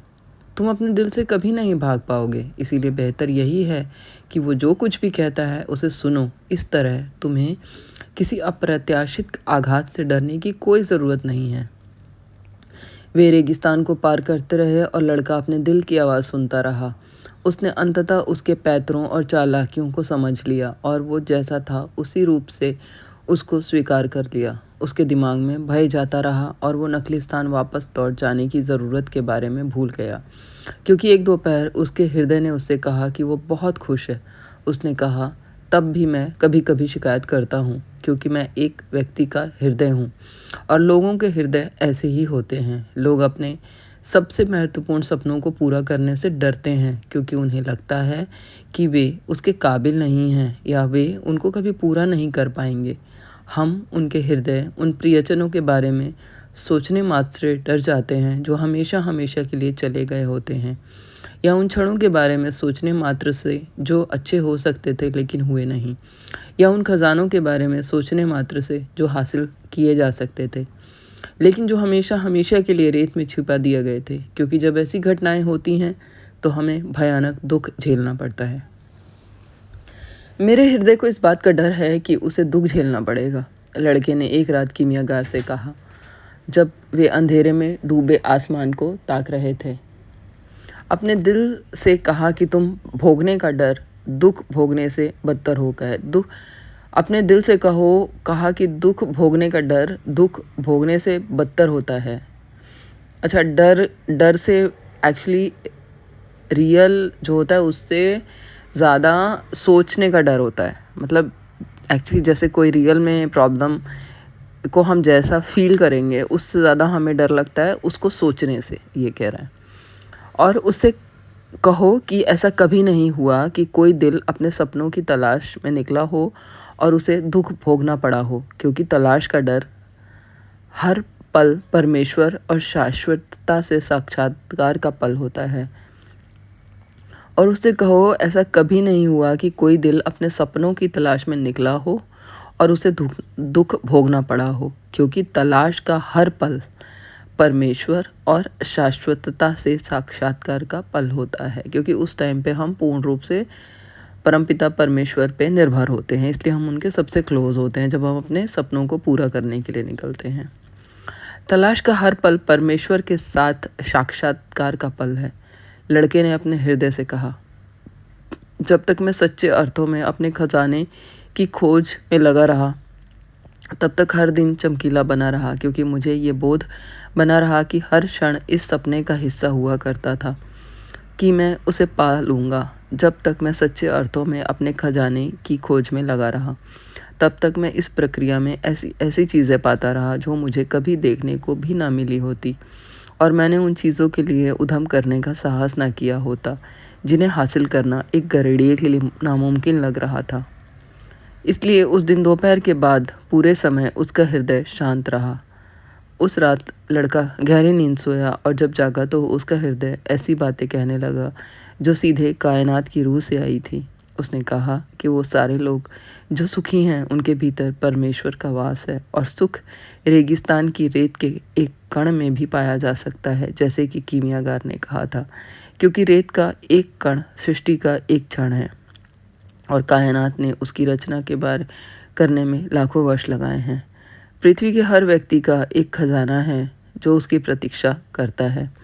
उसके हृदय ने कहा, हम यानी लोगों के हृदय उन खजानों के बारे में बहुत कम बात करते हैं, क्योंकि लोग अब उनकी खोज नहीं करना चाहते। हम उनके बारे में सिर्फ बच्चों से बात करते हैं। बाद में हम जीवन को सिर्फ आगे बढ़ने देते हैं, उसकी अपनी दिशा में, उसके अपने भाग्य की ओर। लेकिन बदकिस्मती से बहुत कम लोग होते हैं जो उस रास्ते पर चलते हैं जो उनके लिए तैयार किया गया होता है। उनकी नियतियों और जाने वाला रास्ता, उनके सुख की ओर जाने वाला रास्ता। ज़्यादातर लोग दुनिया को एक डरावनी जगह के रूप में देखते हैं, और क्योंकि वे उसे इस रूप में देखते हैं, दुनिया वाकई एक डरावनी जगह साबित होती है। इसीलिए हम उनके हृदय ज़्यादा से ज़्यादा धीमे स्वर में बोलते हैं। हम बोलना बंद कभी नहीं करते, क्योंकि हमें ये भरोसा होने लगता है कि हमारे शब्द सुन नहीं जाएंगे। हम नहीं चाहते कि लोग इस वजह से दुख भोगे कि उन्होंने अपने हृदय की आवाज़ नहीं सुनी। लोगों के हृदय उनसे ये क्यों नहीं कहते कि वे अपने सपनों को पीछा करें? लड़के ने कीमियागार से पूछा, क्योंकि इसी से हृदय को सबसे ज़्यादा दुख भोगना पड़ता है, और हृदय दुख भोगना नहीं चाहता। तब के बाद से लड़का अपने हृदय को समझने लगा। उसने उसे कहा, मेहरबानी करके मुझसे बोलना कभी बंद मत करना। उसने कहा, जब मैं अपने सपनों से दूर भटकने लगूं तो मेरा हृदय मुझे डांट लगाए और चेतावनी दे। लड़के ने कसम खाई कि जब भी वो ऐसी चेतावनी सुनेगा वो उसके संदेश की ओर ध्यान देगा। उस रात उसने ये सारी बातें कीमियागार से कहीं, और कीमियागार समझ गया कि लड़के का हृदय कायनात की रूह की ओर वापस लौट गया है। अब मुझे क्या करना चाहिए? लड़के ने पूछा। पिरामिडों की दिशा में बढ़ते रहो, कीमियागार ने कहा, और भविष्य सूचक संकेतों की ओर ध्यान देना जारी रखो, क्योंकि तुम्हारा हृदय अभी भी तुम्हें ये बता पाने की स्थिति में है कि वहाँ खजाना कहाँ पर है। क्या यही एक चीज़ है जो मुझे अभी भी जाननी ज़रूरी है? नहीं, कीमियागार ने कहा। जो तुम्हें अभी भी जानना ज़रूरी है वो है, जब तक एक सपना साकार नहीं होता तब तक कायनात की रूह उस हर चीज़ का इम्तिहान लेती रहेगी और उस सपने को साकार करने की राह में सीखी गई होती है। ऐसा वो इसलिए नहीं करती कि वो कोई बुरी रूह है, बल्कि इसीलिए करती है ताकि हम अपने सपनों को साकार करने के साथ साथ उन सीखों पर महारत हासिल करें जो हमने उस सपने की दिशा में बढ़ते हुए प्राप्त की थी। ये वो मुकाम है जहाँ ज़्यादातर लोग हार मान लेते हैं। ये वो मुकाम है जहाँ जैसे ही हम रेगिस्तान की ज़ुबान में कहते हैं इंसान, ठीक उसी वक्त प्यास से तड़प कर मर जाता है जब क्षितिज पर खजूर के दरख्त प्रकट हो रहे होते हैं। हर चीज़ की शुरुआत उसे करने वाले की किस्मत के साथ होती है, और हर तलाश का अंत विजेता के सख्त इम्तहान के साथ होता है। लड़के को अपने समुदाय की एक कहावत याद हो आई। उसमें कहा गया था कि रात का सबसे अंधेरा क्षण भोर होने के ठीक पहले आता है। अगले दिन खतरे का पहला साफ संकेत प्रकट हुआ। 3 हथियारबंद कबीलाई उनके पास आया और उन्होंने लड़के और कीमियागार से पूछा कि वो यहाँ पे क्या कर रहे हैं। मैं अपने बाज के साथ शिकार कर रहा हूँ, कीमियागार ने कहा। हम तुम्हारी तलाशी लेंगे कि कहीं तुम्हारे पास कोई हथियार तो नहीं, एक कबीलाई ने कहा। कीमियागार धीरे से घोड़े से उतर गया और लड़के ने भी वैसा ही किया। तुम पैसे क्यों लाए हो? उस कबीलाई ने लड़के के थैले की तलाशी लेने के बाद पूछा। मुझे पिरामिडों तक जाने के लिए इनकी ज़रूरत है, उसने कहा। जो कबीलाई कीमियागार के सामान की तलाशी ले रहा था उसे उसमें पीले रंग के तरल पदार्थ से भरी क्रिस्टल की एक सुराही और पीले रंग का कांच का एक अंडा मिला जो मुर्गी के अंडे से थोड़ा सा बड़ा था। ये सब क्या है? उसने पूछा। ये पारस पत्थर और अमृत है। ये कीमियागार की प्रधान कृति है। जो भी इस अमृत को पी लेता है वो कभी बीमार नहीं पड़ता और इस पत्थर का एक छोटा सा टुकड़ा किसी भी धातु को सोने में बदल देता है। वे अरब उसकी बात सुनकर हंस पड़े और कीमियागार भी उनके साथ हंस पड़ा। उन्हें उसका जवाब मनोरंजक लगा और उन्होंने लड़के तथा कीमियागार को उनके सामान के साथ जाने दिया। क्या आप पागल हैं? थोड़ा सा आगे बढ़ते ही लड़के ने कीमियागार से पूछा। तुम्हें ज़िंदगी का सबसे सरल सबक सिखाने के लिए, कीमियागार ने जवाब दिया। जब तुम्हारे पास कोई बहुत बड़े खजाने हों और तुम दूसरों को उनके बारे में बताने की कोशिश करते हो तो शायद ही कोई होता है जो तुम्हारी बात पर यकीन करता है। उन्होंने रेगिस्तान में अपना सफ़र जारी रखा और हर गुजरते हुए दिन के साथ लड़के का हृदय उत्तरोत्तर खामोश होता जा रहा था। अब वो अतीत के या भविष्य के बारे में नहीं जानना चाहता था। वो महज रेगिस्तान के बारे में चिंतन कर और लड़के के साथ कायनात की रूह की चुस्कियाँ लेकर ही संतुष्ट था। लड़का और उसका हृदय आपस में दोस्त बन गए थे और वे दोनों में से कोई भी अब एक दूसरे के साथ विश्वासघात करने की स्थिति में नहीं था। जब उसका हृदय उससे बातें करता था तो उसका उद्देश्य लड़के को प्रोत्साहित करना और उसे बल प्रदान करना होता था, क्योंकि रेगिस्तान के वे खामोशी भरे दिन उबा देने वाले थे। लड़के के हृदय में उसे उसके सबसे प्रभावशाली गुणों के बारे में बताना, अपनी भेड़ों को त्याग देने और अपनी नियति को जीने का उसका साहस और उसका उन दिनों का उत्साह जो उसे क्रिस्टल की दुकान में काम करने के दौरान दिखाया था। और उसके हृदय ने लड़के को ऐसा कुछ और भी बताया जिसकी तरफ लड़के ने कभी ध्यान नहीं दिया था।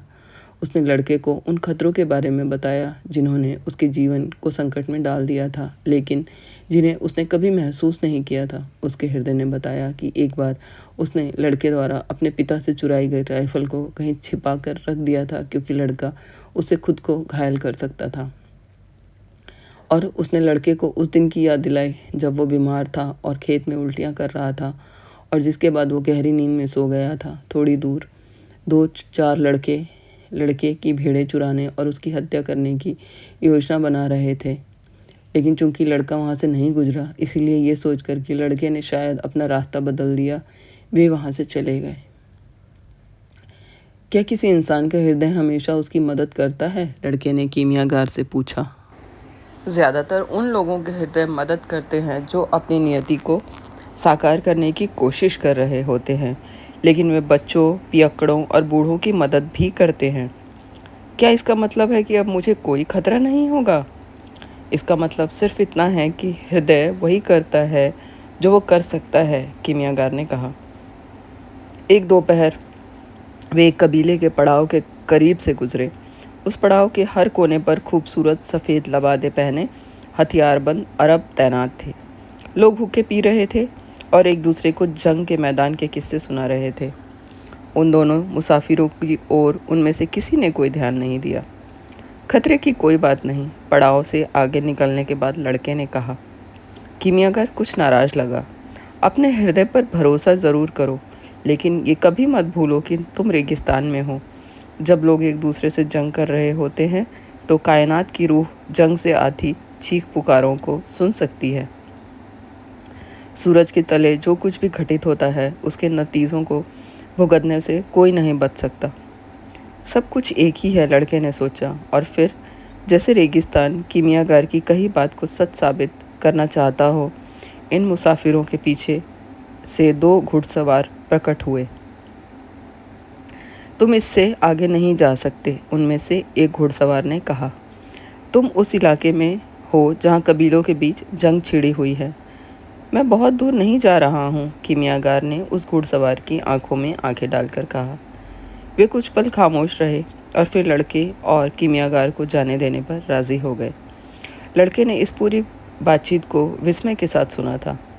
आपने जिस तरह से उन घुड़सवारों की ओर देखा था, उससे आप उन पर हावी हो गए थे, उसने कहा।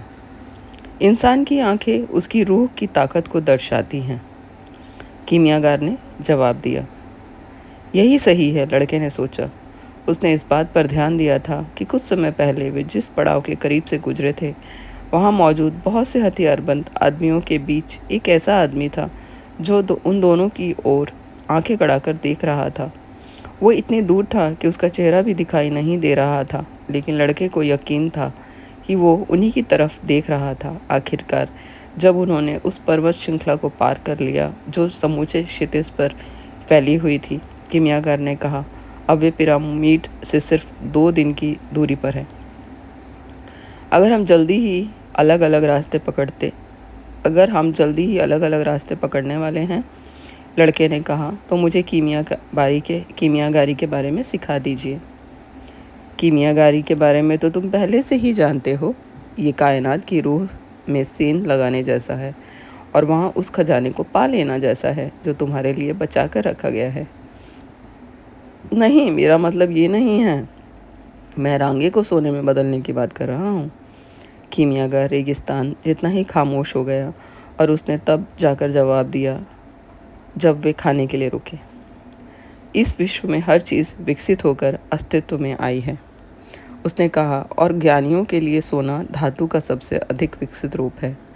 ये मत पूछना कि ऐसा क्यों है, ये मैं खुद नहीं जानता। मैं तो सिर्फ इतना जानता हूँ कि रवायत हमेशा सही होती है।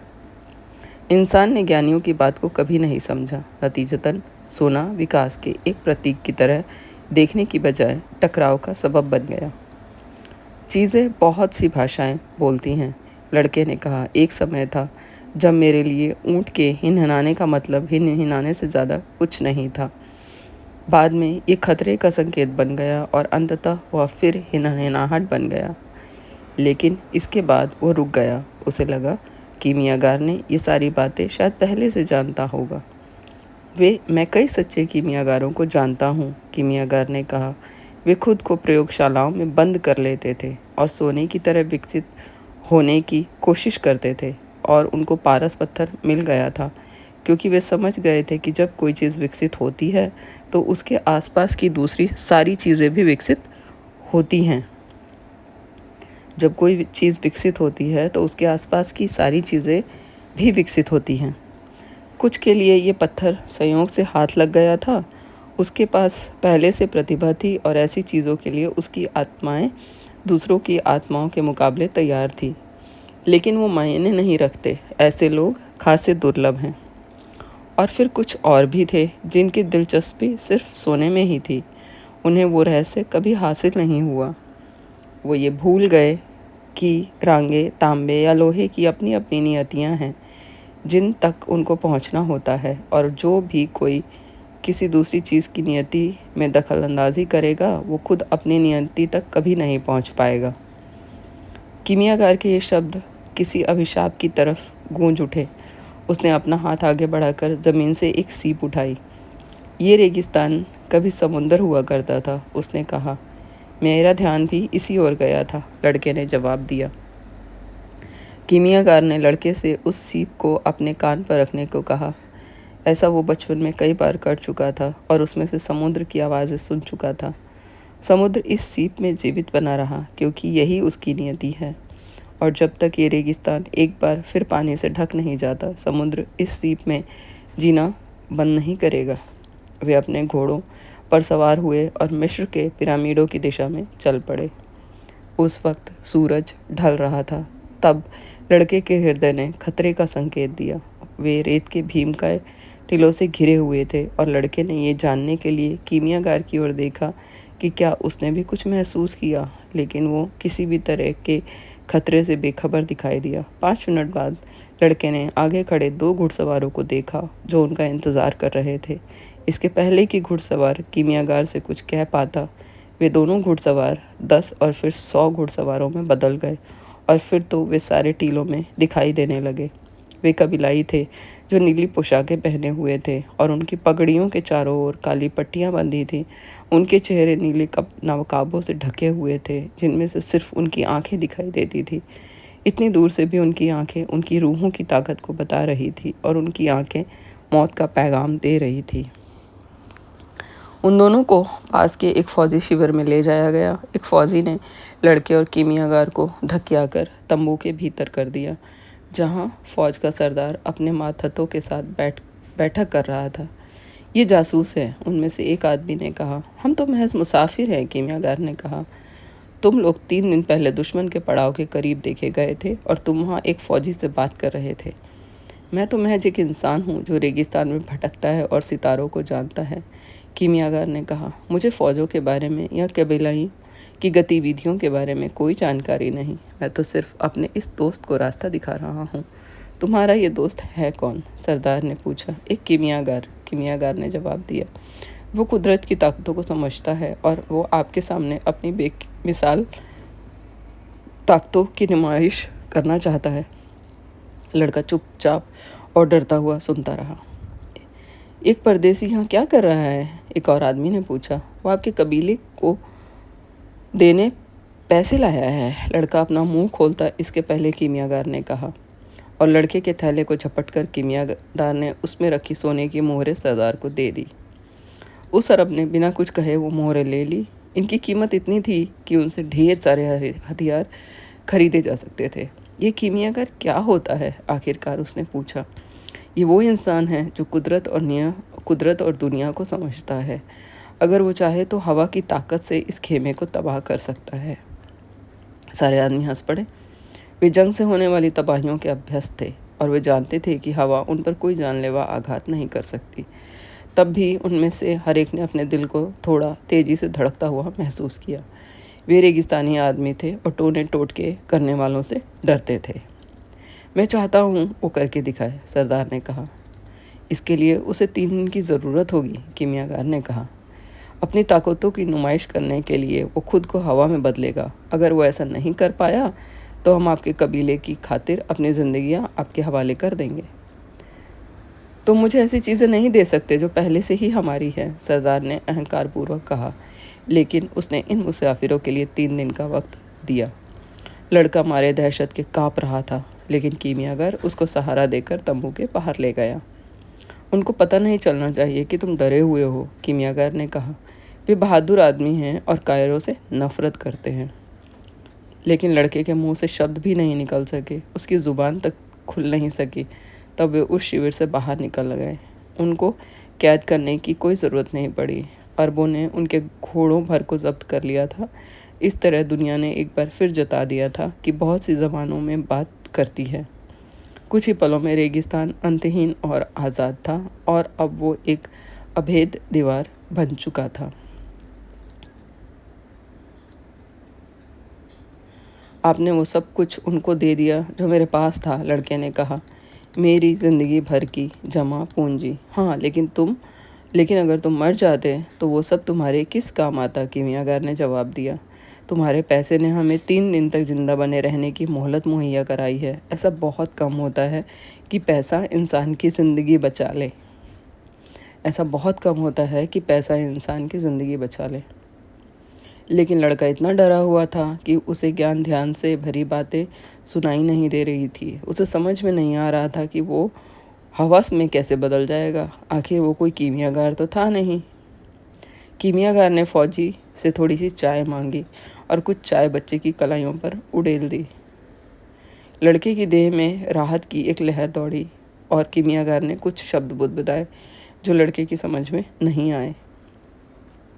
खौफ को अपने ऊपर काबिज मत होने दो, कीमियागार ने एक विचित्र से शालीन लहजे में कहा। अगर तुमने वैसा किया तो तुम अपने दिल से बात नहीं कर पाओगे। लेकिन मेरी समझ में नहीं आता, मैं हवा में कैसे बदल जाऊंगा? अगर कोई इंसान अपनी नियति को जी रहा होता है तो वो जानने लायक हर चीज़ को जान जाता है। एक ही चीज़ है जो किसी सपने को साकार होने को मुमकिन बनाती है। एक ही चीज़ है जो किसी सपने को साकार होने को नामुमकिन बनाती है, नाकामयाबी का खौफ।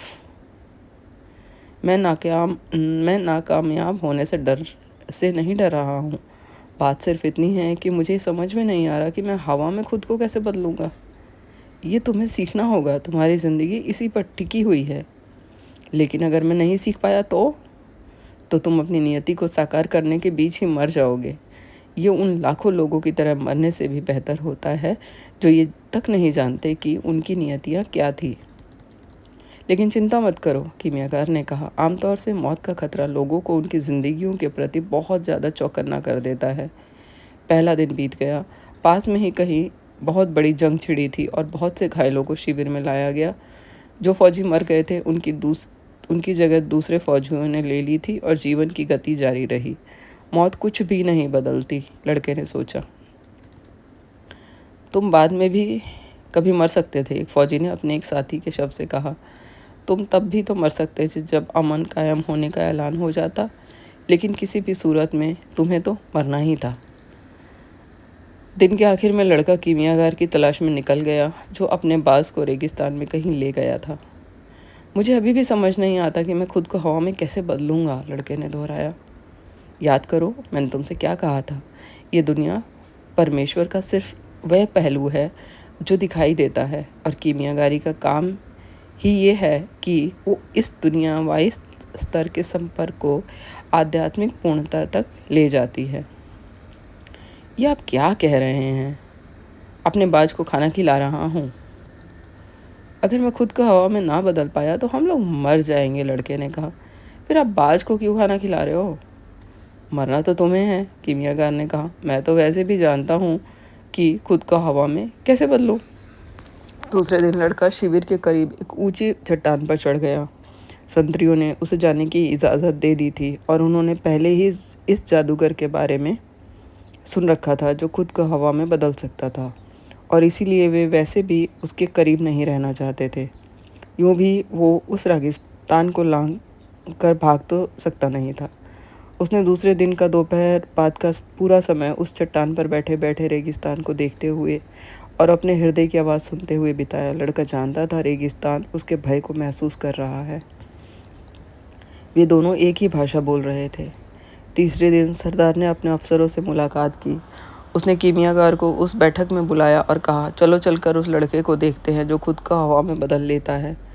चलिए, कीमियागर ने जवाब दिया। लड़का उसको उस चट्टान पर ले गया जहाँ उसने अपना पिछला दिन गुजारा था। उसने उन सब से बैठने को कहा। इसमें थोड़ा वक्त लगेगा, लड़के ने कहा। हमें कोई जल्दी नहीं है, सरदार ने जवाब दिया। हम रेगिस्तानी लोग हैं। लड़के ने क्षितिज की ओर देखा। दूर पर्वत दिखाई दे रहा था और वहाँ रेत के टीले, चट्टानें और वे वनस्पतियाँ थी जो एक ऐसी जगह पर जीने की जिद कर रही थी जहाँ जीवन असंभव प्रतीत होता था। वहाँ वो रेगिस्तान फैला हुआ था जिसमें वो महीनों से भटकता रहा था और जिसमें इतना सारा समय बिताने के बावजूद वो उसके सिर्फ थोड़े से हिस्से को जानता था। उस छोटे से हिस्से में उसे एक अंग्रेज़ मिला, कारवां मिले, कबीलाई युद्ध देखने मिले और खजूर के 50,000 दरख्तों तथा 100 कुओं वाली एक नखलिस्तान मिला। आज तुम यहाँ क्या चाहते हो? रेगिस्तान ने उससे पूछा। क्या तुमने कल मुझे देखते हुए अपना पूरा दिन नहीं गुजार दिया था? कोई जगह है जहाँ तुम उस व्यक्ति को छुपाए हुए हो जिससे मैं प्यार करता हूँ? लड़के ने कहा। इसीलिए जब मैं तुम्हारी रेत की ओर देख रहा होता हूँ तो मैं उस लड़की को भी देख रहा होता हूँ। मैं उसके पास लौटना चाहता हूँ और इसीलिए मुझे तुम्हारी मदद की ज़रूरत है ताकि मैं खुद को हवा में बदल सकूँ। प्यार क्या होता है? रेगिस्तान ने पूछा। प्यार तुम्हारी रेत के ऊपर बाज की उड़ान है, क्योंकि तुम उसके लिए एक हरा मैदान हो जहाँ से वो हमेशा अपना शिकार लेकर लौटता है। वो तुम्हारी चट्टानों को, तुम्हारे रेत के टीलों को और तुम्हारे पहाड़ों को जानता है और तुम उसका उपकार करते हो।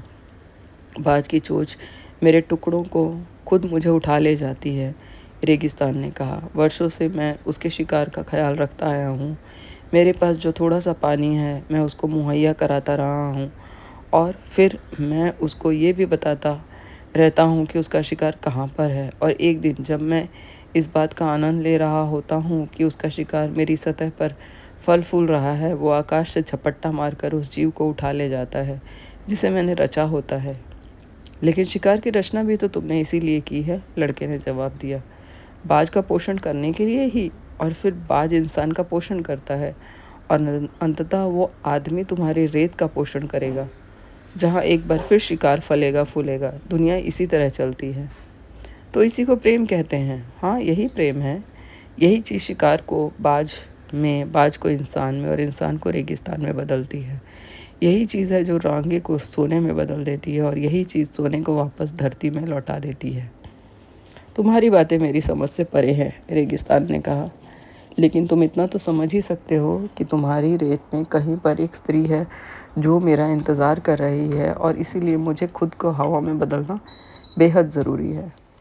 रेगिस्तान ने कुछ पलों से कोई जवाब नहीं दिया। फिर उसने उससे कहा, मैं मदद के तौर पर तुम्हें अपनी रेत दे सकता हूँ ताकि हवा उसे उड़ा सके, लेकिन मैं अकेले कुछ नहीं कर सकता। तुम्हें हवा से मदद मांगनी होगी। हवा बहने लगी। कबीलाई लोग लड़के को दूर से देखते हुए आपस में किसी ऐसी जुबान में बतिया रहे थे जिसको लड़का समझ नहीं सकता था। कीमियागार मुस्कुराया। हवा ने लड़के के पास पहुंचकर उसके चेहरे को छूहा। उसे रेगिस्तान के साथ हुई लड़के की बातचीत की जानकारी थी, क्योंकि हवाएं सब कुछ जानती हैं। वे पूरी दुनिया में बहती रहती हैं, जिसमें ना उनको कोई जन्म स्थान होता है, ना ही ऐसी जगह जहाँ पर वो मरती हैं। मेरी मदद करो, लड़के ने कहा। एक दिन तुम मेरी आवाज़ मेरी प्रिया के पास लेकर गई थी। तुम्हें रेगिस्तान और हवा की भाषा बोलना किसने सिखाया? मेरे हृदय ने, लड़के ने जवाब दिया। हवा के बहुत से नाम हैं। दुनिया के उस हिस्से में उसे सिरिको के नाम से जाना जाता था, क्योंकि वह पूरब के समुद्र से नमी लेकर आती थी। जिस सुदूर दुनिया से लड़का आया था वहाँ पर उसे लेवेंटर के नाम से जाना जाता था, क्योंकि वहाँ के लोगों का विश्वास था कि वो अपने साथ रेगिस्तान की रेत और मूरों की जंग की चीख पुकार लेकर आती है। शायद चारगाहों के परे के उन स्थानों पर जहाँ उसकी भेड़ें रहती थी, लोगों का सोचना था कि हवा एंडोलूसिया से आती है, लेकिन वास्तव में हवा ना तो कहीं से आती है और ना कहीं जाती है। यही वजह थी कि वो रेगिस्तान से ज़्यादा शक्तिशाली थी।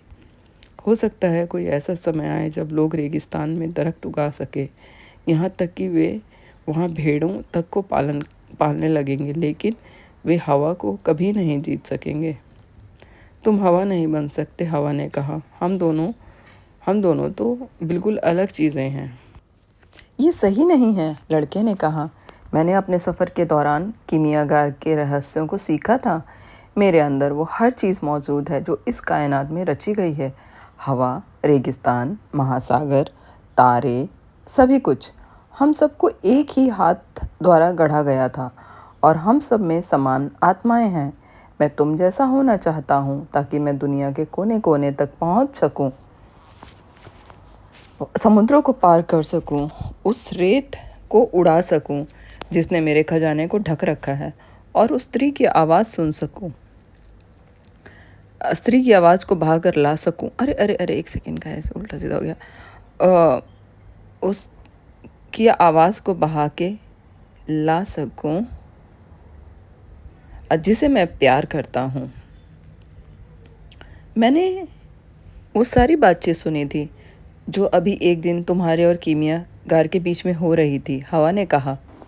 उसका कहना था कि हर चीज़ की अपनी नियति होती है, लेकिन लोग खुद को हवा में नहीं बदल सकते। मुझे कुछ पलों के लिए ही सही हवा होना सिखा दो, लड़के ने कहा, ताकि तुम और मैं इंसानों और हवाओं की अंतहीन संभावनाओं के बारे में समझ सकें। हवा की उत्सुकता बढ़ चुकी थी। ऐसा उसके साथ पहले कभी भी नहीं हुआ था।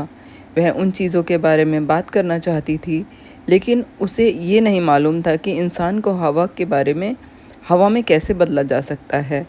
और देखिए कि वो कितना कुछ करना जानती थी। उसने रेगिस्तानों की रचना की थी, हवा की बात कर रहे हैं, जहाज़ों को डुबोया था, पूरे के पूरे जंगलों को ज़मीन पर गिरा दिया था, और वो संगीत तथा अजीबोगरीब आवाज़ों से भरे हुए नगरों के बीच बही थी। उसे लगा कि उसकी कोई सीमाएं नहीं हैं। तब भी यहाँ एक लड़का था जो कह रहा था कि और भी ऐसे काम हैं जो हवा को करने चाहिए। इसी को हम लोग प्यार के नाम से पुकारते हैं, लड़के ने कहा। उसे लग रहा था कि हवा उसके अनुरोध को स्वीकार करने ही वाली है। जब तुमसे प्यार किया जाने लगता है तो तुम इस सृष्टि में कुछ भी कर सकते हो।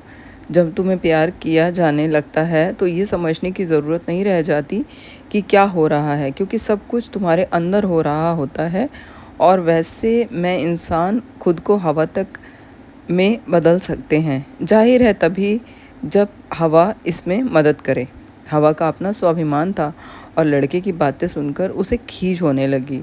उसने और भी तेज़ी से बहना शुरू कर दिया, जिससे रेगिस्तान की धूल ऊपर उठने लगी। अंततः उसे इस बात का एहसास हो गया कि भले ही वो सारी दुनिया में बहना जानती है, लेकिन इंसान को हवा में बदलना उसे नहीं आता, और ये भी कि वो प्यार के बारे में कुछ नहीं जानती। अपनी यात्राओं के दौरान मैंने लाखों लोगों को प्यार के बारे में बातें करते हुए सुना है और आसमान की ओर ताकते हुए देखा है, हवा ने कहा, जो इस बात से काफ़ी खफा थी कि उसे अपनी सीमाओं को स्वीकार करना पड़ रहा था।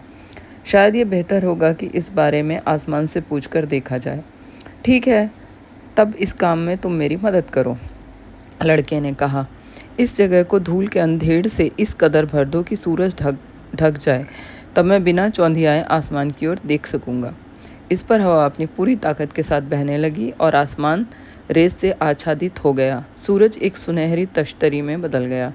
वहाँ शिविर में यह हालत हो गई कि कुछ भी दिखाई देना मुश्किल हो गया। रेगिस्तान के लोग इस तरह की हवा से पहले से ही वाकिफ़ थे। वे इसे सिमूम के नाम से जानते थे और ये समुद्री तूफान से भी ज़्यादा खतरनाक होती थी। उनके घोड़े हिनहिनाने लगे और उसके सारे हथियारों में रेत भर गई। वहाँ उस चट्टान की चोटी पर एक कमांडर सरदार की ओर मुड़ा और बोला, शायद ये बेहतर होगा कि हम ये किस्सा ख़त्म करें। उनको लड़का भी ठीक से दिखाई नहीं दे रहा था। उनके चेहरे नीले नकाबों से ढके थे और उनके आंखों में दहशत छलक रही थी। इसे हमें रोकना चाहिए, दूसरे कमांडर ने कहा। मैं अल्लाह की अज़मत देखना चाहता हूँ, सरदार ने इज्जत से भरे लहजे में कहा। मैं देखना चाहता हूँ कि एक इंसान खुद को हवा में कैसे बदल सकता है। लेकिन उसके दिमाग में उन दो लोगों के नाम दर्ज हो चुके थे जिन्होंने अपनी दहशत का इजहार किया था। उसने मन ही मन तय कर लिया था कि हवा के शांत होते ही वह उन दोनों को उनकी कमान से बर्खास्त कर देगा, क्योंकि सच्चे रेगिस्तानी लोग डरते नहीं हैं। हवा ने मुझे बताया है कि तुम प्रेम के बारे में जानते हो, लड़के ने सूर्य से कहा। अगर तुम प्रेम के बारे में जानते हो तो तुम कायनात की रूह के बारे में भी निश्चय ही जानते होगे, क्योंकि उसकी रचना प्रेम से हुई है। सूर्य ने कहा, जहाँ पर मैं हूँ वहाँ से कायनात की रूह को देख सकता हूँ।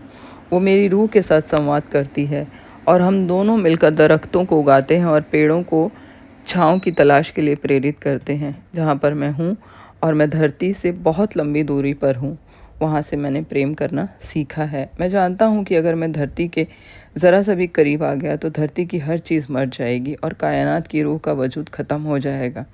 इसीलिए हम एक दूसरे का ध्यान करते हैं और हमें एक दूसरे की ज़रूरत होती है, और मैं उसे गर्माहट और जीवन प्रदान करता हूँ और वो मुझे जीवित रहने की वजह प्रदान करती है। मतलब ये कि तुम प्रेम के बारे में जानते हो, लड़के ने कहा, और मैं कायनात की रूह को भी जानता हूँ, क्योंकि हमने ब्रह्मांड की इस अंतहीन यात्रा के दौरान विस्तार से बातचीत की है। वो मुझसे कहती है कि उसकी सबसे बड़ी समस्या यही है कि अब तक सिर्फ खनिज और वनस्पतियाँ ही इस बात को समझ पाए हैं कि सारी चीज़ें एक हैं।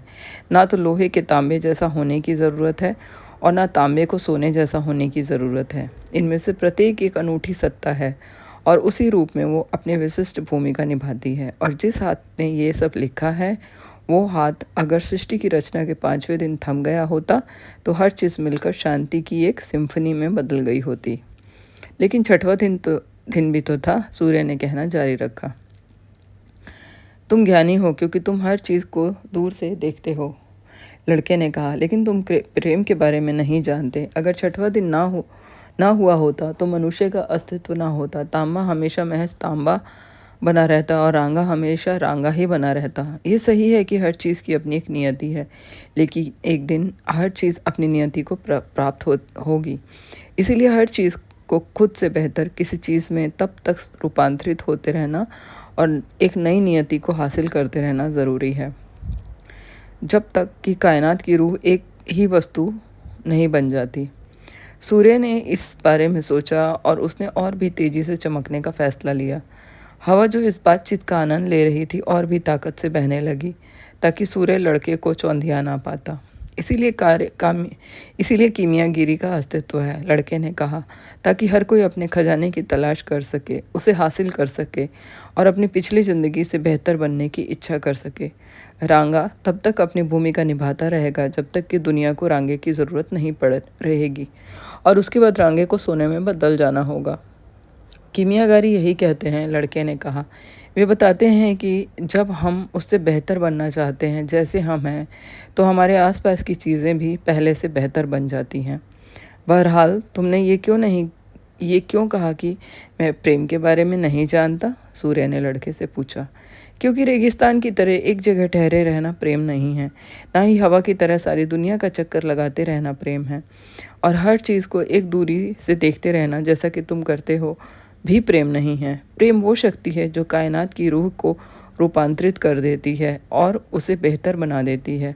जब मैंने पहली बार कायनात की रूह में प्रवेश किया था तो मैं सोचता था कि वो अपने में परिपूर्ण है, लेकिन बाद में मैंने पाया ये भी सृष्टि के दूसरे पहलुओं की तरह ही है, और उसकी भी अपने लगाव और अपनी लड़ाइयाँ हैं। ये हम हैं जो कायनात की रूह का पोषण करते हैं, और जिस दुनिया में हम रहते हैं उसका बेहतर या बदतर होना हमारे बेहतर या बदतर होने पर निर्भर करता है। और ठीक यही पर प्रेम की शक्ति अपनी भूमिका में आती है, क्योंकि जब हम प्रेम करते हैं तो हम हमेशा पहले से बेहतर बनने की कोशिश करते हैं। तो तुम मुझसे क्या चाहते हो? सूर्य ने कहा। मैं चाहता हूँ कि तुम मेरी मदद करो ताकि मैं हवा में बदल सकूं, लड़के ने जवाब दिया। कुदरत मुझे सृष्टि की सबसे ज्ञानवान हस्ती के रूप में जानती है, सूर्य ने कहा, लेकिन मैं ये नहीं जानता कि तुम्हें हवा में कैसे बदल सकता हूँ। तब फिर मुझे किससे आग्रह करना चाहिए? सूर्य कुछ देर सोचता रहा। हवा बहुत गौर से ये सब बातचीत सुन रही थी, और वो दुनिया के कोने कोने में जाकर ये खबर देना चाहती थी कि सूर्य के ज्ञान की भी अपनी सीमाएं हैं। वो ये बताना चाहती थी कि सूर्य इस लड़के से नहीं निपट पा रहा जो कायनात की ज़बान में बात करता है। उस हाथ से बात करो जिसने ये सब कुछ लिखा है, सूर्य ने कहा। हवा खुशी के मारे चीख पड़ी और इतनी तेज बहने लगी जितनी कभी नहीं बही थी। तंबू ज़मीन से उखड़ने लगे और जानवर अपने पगहेत उड़ाकर भागने लगे। टीले पर खड़े लोगों ने खुद को उड़ने से बचाने के लिए एक दूसरे को पकड़ लिया। लड़के ने उस हाथ की ओर रुख किया जिसने सब कुछ लिखा था। ऐसा करते ही उसने महसूस किया कि सारी कायनात खामोश हो गई है, और उसने चुप रहने का फैसला किया। उसके हृदय में प्रेम की लहर दौड़ पड़ी और वो प्रार्थना करने लगा। ये वो प्रार्थना थी जो उसने पहले कभी नहीं की थी, क्योंकि वो मूक प्रार्थना थी, मूक अनुनय था। उसकी प्रार्थना ने इस बात के लिए शुक्रिया अदा नहीं किया था कि उसकी भेड़ों को नए चारागाह मिल गए थे। उसने ये विनती नहीं की थी लड़का और ज़्यादा क्रिस्टल बेच सकता था, और उसने ये अनुनय नहीं किया था कि जिस स्त्री से वो मिला था वो उसकी वापसी की प्रतीक्षा करती रहेगी। उस खामोशी में लड़के ने इस बात को समझ लिया था कि रेगिस्तान, हवा और सूर्य भी उन संकेतों को समझने की कोशिश कर रहे थे जो उस हाथ ने लिखे थे, और वे सब उन संकेतों का अनुसरण करना चाहते थे और समझना चाहते थे कि रतन की उस सतह पर क्या लिखा हुआ है। उसने देखा कि समूची पृथ्वी और आकाश में भव्य सूचक संकेत बिखरे पड़े हैं, और उनके इस तरह प्रकट होने की ना कोई वजह है ना कोई महत्व है। वो देख पा रहा था कि ना तो रेगिस्तान को, हवाओं को, सूर्य को, और ना ही लोगों को ये समझ में आ रहा था कि उनकी रचना क्यों की गई थी, लेकिन उस हाथ के पास इस सब की वजह थी, और सिर्फ वही हाथ था जो चमत्कार कर सकता था, या समुद्र को रेगिस्तान में बदल सकता था, या इंसान को हवा में बदल सकता था, क्योंकि सिर्फ वो हाथ ही जानता था कि वह एक विराट योजना थी जो कायनात को उस मकाम तक लेकर आई थी जहाँ सृष्टि के 6 दिन प्रमुख कीर्ति में रूपांतरित हो गए थे।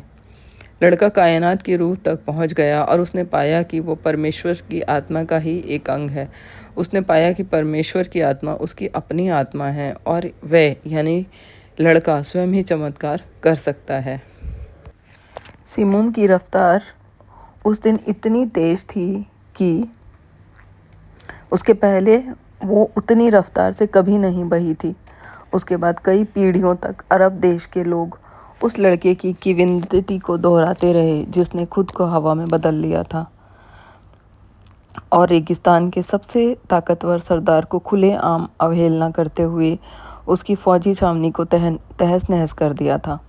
जब सिमोन थक गई तो सबने उस जगह की ओर देखा जहाँ पहले लड़का था, लेकिन अब वहाँ नहीं था। वो शिविर से बहुत दूर रेत से लिपटे एक संतरी के पास खड़ा था। लोग उसकी इस जादूगरी से दहशत में आ गए थे, लेकिन दो लोग थे जो मुस्कुरा रहे थे। कीमियागार, जो इसलिए मुस्कुरा रहा था क्योंकि उसे एक सच्चा शिष्य मिल गया था, और सरदार, जो इसलिए मुस्कुरा रहा था क्योंकि वह शिष्य परमेश्वर की महिमा को समझ चुका था। अगले दिन सरदार ने लड़के और कीमियागार को विदाई दी और उनके साथ सशस्त्र पहरेदारों का एक दल भी भेजा, जिसे वे जब तक चाहते अपने साथ रख सकते थे। वे पूरे दिन सफ़र करते रहे। जब शाम ढलने के करीब थी, तब वे एक कॉप्टिक मठ, मिस्र के संत एंथनी द्वारा स्थापित की गई ईसाई मठों की परंपरा की एक मठ पहुँचे। कीमियागार घोड़े से उतर गया और उसने पहरेदारों को उनके शिविर में वापस भेज दिया।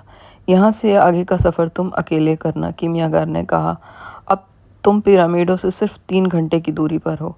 शुक्रिया, लड़के ने कहा। आपने मुझे दुनिया की ज़ुबान सिखाई। मैंने तो सिर्फ उस ज्ञान को जगाया भर है जो तुम्हारे भीतर पहले से था। कीमियागार ने मठ के द्वार पर दस्तक दी। काला लबादा पहने एक मठवासी द्वार पर आया। उन्होंने कुछ मिनट कॉप्टिक ज़बान में आपस में बातचीत की और फिर कीमियागार ने लड़के से अंदर चलने को कहा। मैंने उससे थोड़ी देर के लिए उनकी रसोई का इस्तेमाल करने की इजाज़त मांगी थी, कीमियागार ने मुस्कुराते हुए कहा। वे मठ के पीछे रसोई में चले गए। कीमियागार ने आग जलाई और वो मठवासी कुछ रांगा लाया, जिसे कीमियागार ने लोहे की एक पतीली में रख दिया। जब रांगा पिघल गया तो कीमियागार ने अपने थैले से वो अजीबोगरीब पीला अंडा निकाला। उसने उसे खरोच कर उसमें से बाल जितना पतला एक रेशा निकाला, उसमें मोम चुपड़ा और उसे पतीली में डाल दिया जिससे रांगा पिघला था। वो घोल लगभग खून के रंग जितना लाल हो गया। कीमियागार ने पतीली को आग से हटाकर उसे ठंडा होने के लिए एक तरफ रख दिया। ये सब करते हुए वह उस मठवासी से कबीलाई जंग के बारे में बतियाता रहा। मुझे लगता है ये जंग लंबे समय तक जारी रहने वाली है, उसने मठवासी से कहा। मठवासी चिड़चिड़ाया हुआ था। कारवाओं को जंग खत्म होने के इंतज़ार में कुछ समय के लिए गीज़ा में रोककर रखा गया था, लेकिन परमेश्वर जो चाहता है वो तो होकर ही रहेगा। बिल्कुल, कीमियागार ने जवाब दिया। जब पतीली ठंडी हो गई तो मठवासी और लड़के ने उसे विस्मय से देखा। रांगे ने सूखकर पतीली का आकार ले लिया, लेकिन अब वो रांगा नहीं रह गया था, वो सोना बन चुका था। क्या मैं भी किसी दिन ऐसा करना सीख पाऊंगा? लड़के ने जवाब दिया। ये मेरी नियति थी, तुम्हारी नहीं, कीमियागार ने जवाब दिया। लेकिन मैं तुम्हें सिखाना चाहता हूँ, ये मुमकिन है। वो मठ के द्वार पर लौट आया। वहाँ कीमियागार ने सोने की उस तश्तरी के 4 हिस्सों में बांट दिया। यह आपके लिए है, उसने उनमें से एक हिस्सा मठवासी को देते हुए कहा। ये आपकी उस उदारता के बदले में है जो आप तीर्थयात्रियों के प्रति दिखाते हैं, लेकिन ये पुरस्कार मेरी उदारता की कीमत से बहुत ज़्यादा है, मठवासी ने जवाब दिया।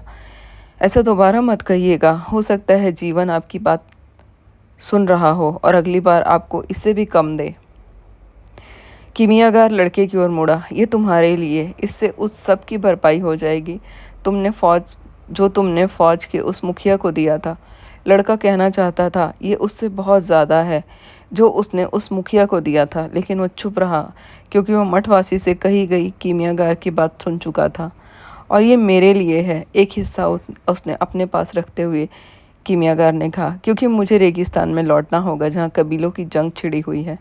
फिर उसने 14 हिस्सा मठवासी को पकड़ा दिया।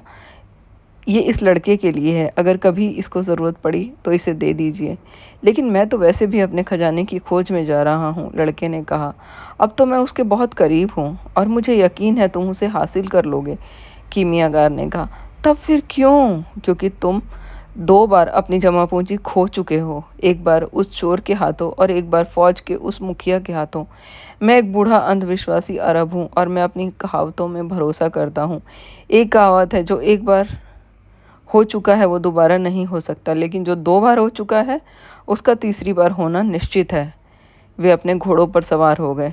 मैं तुम्हें सपनों के बारे में एक किस्सा सुनाना चाहता हूँ, कीमियागार ने कहा।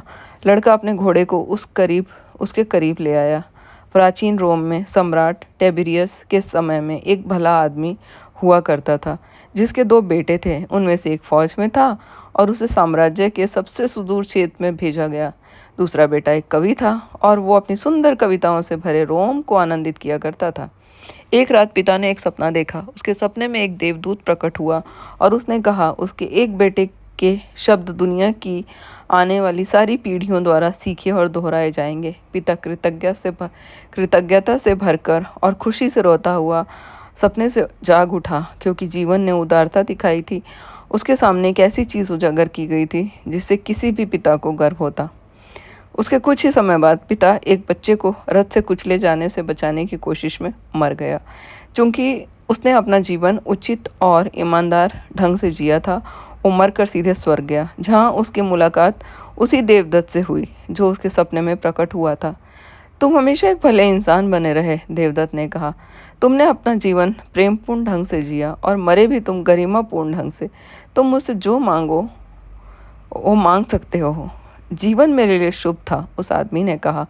जब आप मेरे सपने में प्रकट हुए थे तो मुझे लगा मेरे सारे किए का पुरस्कार मिल चुका है, क्योंकि मेरे बेटे की कविताएं आने वाली पीढ़ियों द्वारा पढ़ी जाएंगी। मैं अपने लिए कुछ नहीं चाहता, लेकिन कोई भी पिता अपने उस बेटे द्वारा अर्जित की गई ख्याति पर गर्व करेगा, जिसे उसने बच्चे के रूप में पाला होगा और उसके बड़े होने पर शिक्षित किया होगा। कभी किसी सुदूर भविष्य में मैं अपने बेटे के शब्दों को देखना चाहूँगा। देवदूत ने उस आदमी का कंधा छुआ और वो दोनों सुदूर भविष्य में पहुंच गए। वह एक विराट स्थल था जिसमें हजारों लोग एक अजनबी भाषा में बातचीत कर रहे थे। वो आदमी खुशी से रो पड़ा। मैं जानता था मेरे बेटे की कविताएं अमर हैं। उसने अपनी भीगी आंखों से देवदूत से कहा, क्या आप बता सकते हैं ये लोग मेरे बेटे की कौन सी कविता दोहरा रहे हैं? देवदूत उस आदमी के करीब आ गया और बहुत स्नेह के साथ उसे पास की एक बेंच तक ले गया, जहां वे दोनों बैठ गए। तुम्हारा जो बेटा कवि था, उसकी कविताएं रोम में प्रसिद्ध थीं, देवदूत ने कहा। वे हर किसी को प्रिय थी और हर कोई उनका आनंद लेता था। लेकिन जब टेब्रियस का शासन समाप्त हो गया तो उसकी कविताएं भुला दी गईं। जो शब्द तुम इस समय सुन रहे हो वो तुम्हारे उस बेटे के हैं जो फौज में था। उस आदमी ने देवदूत की ओर आश्चर्य से देखा। तुम्हारा वो बेटा दूर देश में लड़ाई पर गया था और वो 100 सैनिकों का सेनापति बन गया था। वो सच्चा और नेक इंसान था। एक दिन दोपहर के बाद उसका एक सैनिक बीमार पड़ गया और लगा कि वो मर जाएगा। तुम्हारे बेटे ने उस एक रब्बी के बारे में सुन रखा था जो बीमारों को चंगा कर देता था। इसीलिए वो घोड़े पर सवार होकर उस रब्बी की तलाश में निकल गया और कई दिनों तक उसे ढूंढता रहा। रास्ते में उसे पता चला कि जिस इंसान की तलाश वो कर रहा है वो ईश्वर पुत्र है। उसे वे दूसरे लोग मिले जिन्हें उसने चंगा किया था, और उन लोगों ने तुम्हारे बेटे को उस आदमी की शिक्षाओं के उपदेश दिए। और इसीलिए इसके बावजूद कि वो एक रोमन सेनापति था, उसने अपना धर्मांतरण कर उस आदमी का मज़हब अपना लिया। उसके कुछ ही समय बाद वो उस जगह पहुंचा जहां वो आदमी आया हुआ था जिसकी वो तलाश कर रहा था। तुम्हारे बेटे ने उस आदमी को अपने सैनिक की गंभीर बीमारी के बारे में बताया और वो रब्बी तुरंत उसके साथ उसके घर जाने को तैयार हो गया। लेकिन सेनापति एक आस्थावान आदमी था और रब्बी की आंखों में झांकते हुए समझ गया कि वह ईश्वर पुत्र के सामने खड़ा है। देवदूत ने उस आदमी को बताया कि उसके बेटे ने जो शब्द उस वक्त रब्बी से कहे थे वे कभी भुलाए नहीं जा सकते थे, और वे शब्द ये थे, हे प्रभु, मैं इस लायक नहीं हूँ कि आप मेरे छप्पर तले आएं। आप सिर्फ एक शब्द का उच्चारण कर दें और मेरा सैनिक चंगा हो जाएगा। कीमियागर ने कहा, हर इंसान, फिर चाहे वो कुछ भी क्यों ना करता हो, इस दुनिया के इतिहास में एक केंद्रीय भूमिका निभाता है और सामान्यतः ये बात स्वयं नहीं जानता। लड़का मुस्कुरा दिया। उसने कभी कल्पना नहीं की थी कि एक गरेड़िए के लिए जीवन से जुड़े सवालों की इतनी अहमियत होगी। अलविदा, कीमियागर ने कहा। अलविदा, लड़के ने कहा। लड़का अपने घोड़े पर सवार कई घंटों तक रेगिस्तान में चलता रहा और उस दौरान वह बहुत ही उत्सुकतापूर्वक अपने हृदय की बातें सुनता रहा। उसका हृदय ही उससे बताने वाला था कि उसका खजाना कहाँ पर छुपा है। जहाँ तुम्हारा खजाना है वहाँ तुम्हारा हृदय भी होगा, कीमियागर ने उससे कहा था। लेकिन उसका हृदय तो दूसरी चीज़ों के बारे में बात कर रहा था। वो बड़े फक्र के साथ उस गरेड़िए की कहानी सुना रहा था जिसने अपने उस सपने का पीछा करने के लिए, जो उसने 2 बार देखा था, अपनी भेड़ों के झुंड को छोड़ दिया। वो नियति के बारे में और उन बहुत सी आदमियों के बारे में बातें कर रहा था जो दूर देशों या खूबसूरत औरतों की तलाश में भटकते रहते थे और अपने वक्तों के उन लोगों से टक्कर लेते रहते थे जिनके मन में पहले से बनी धारणाएं घर कर बैठी थी।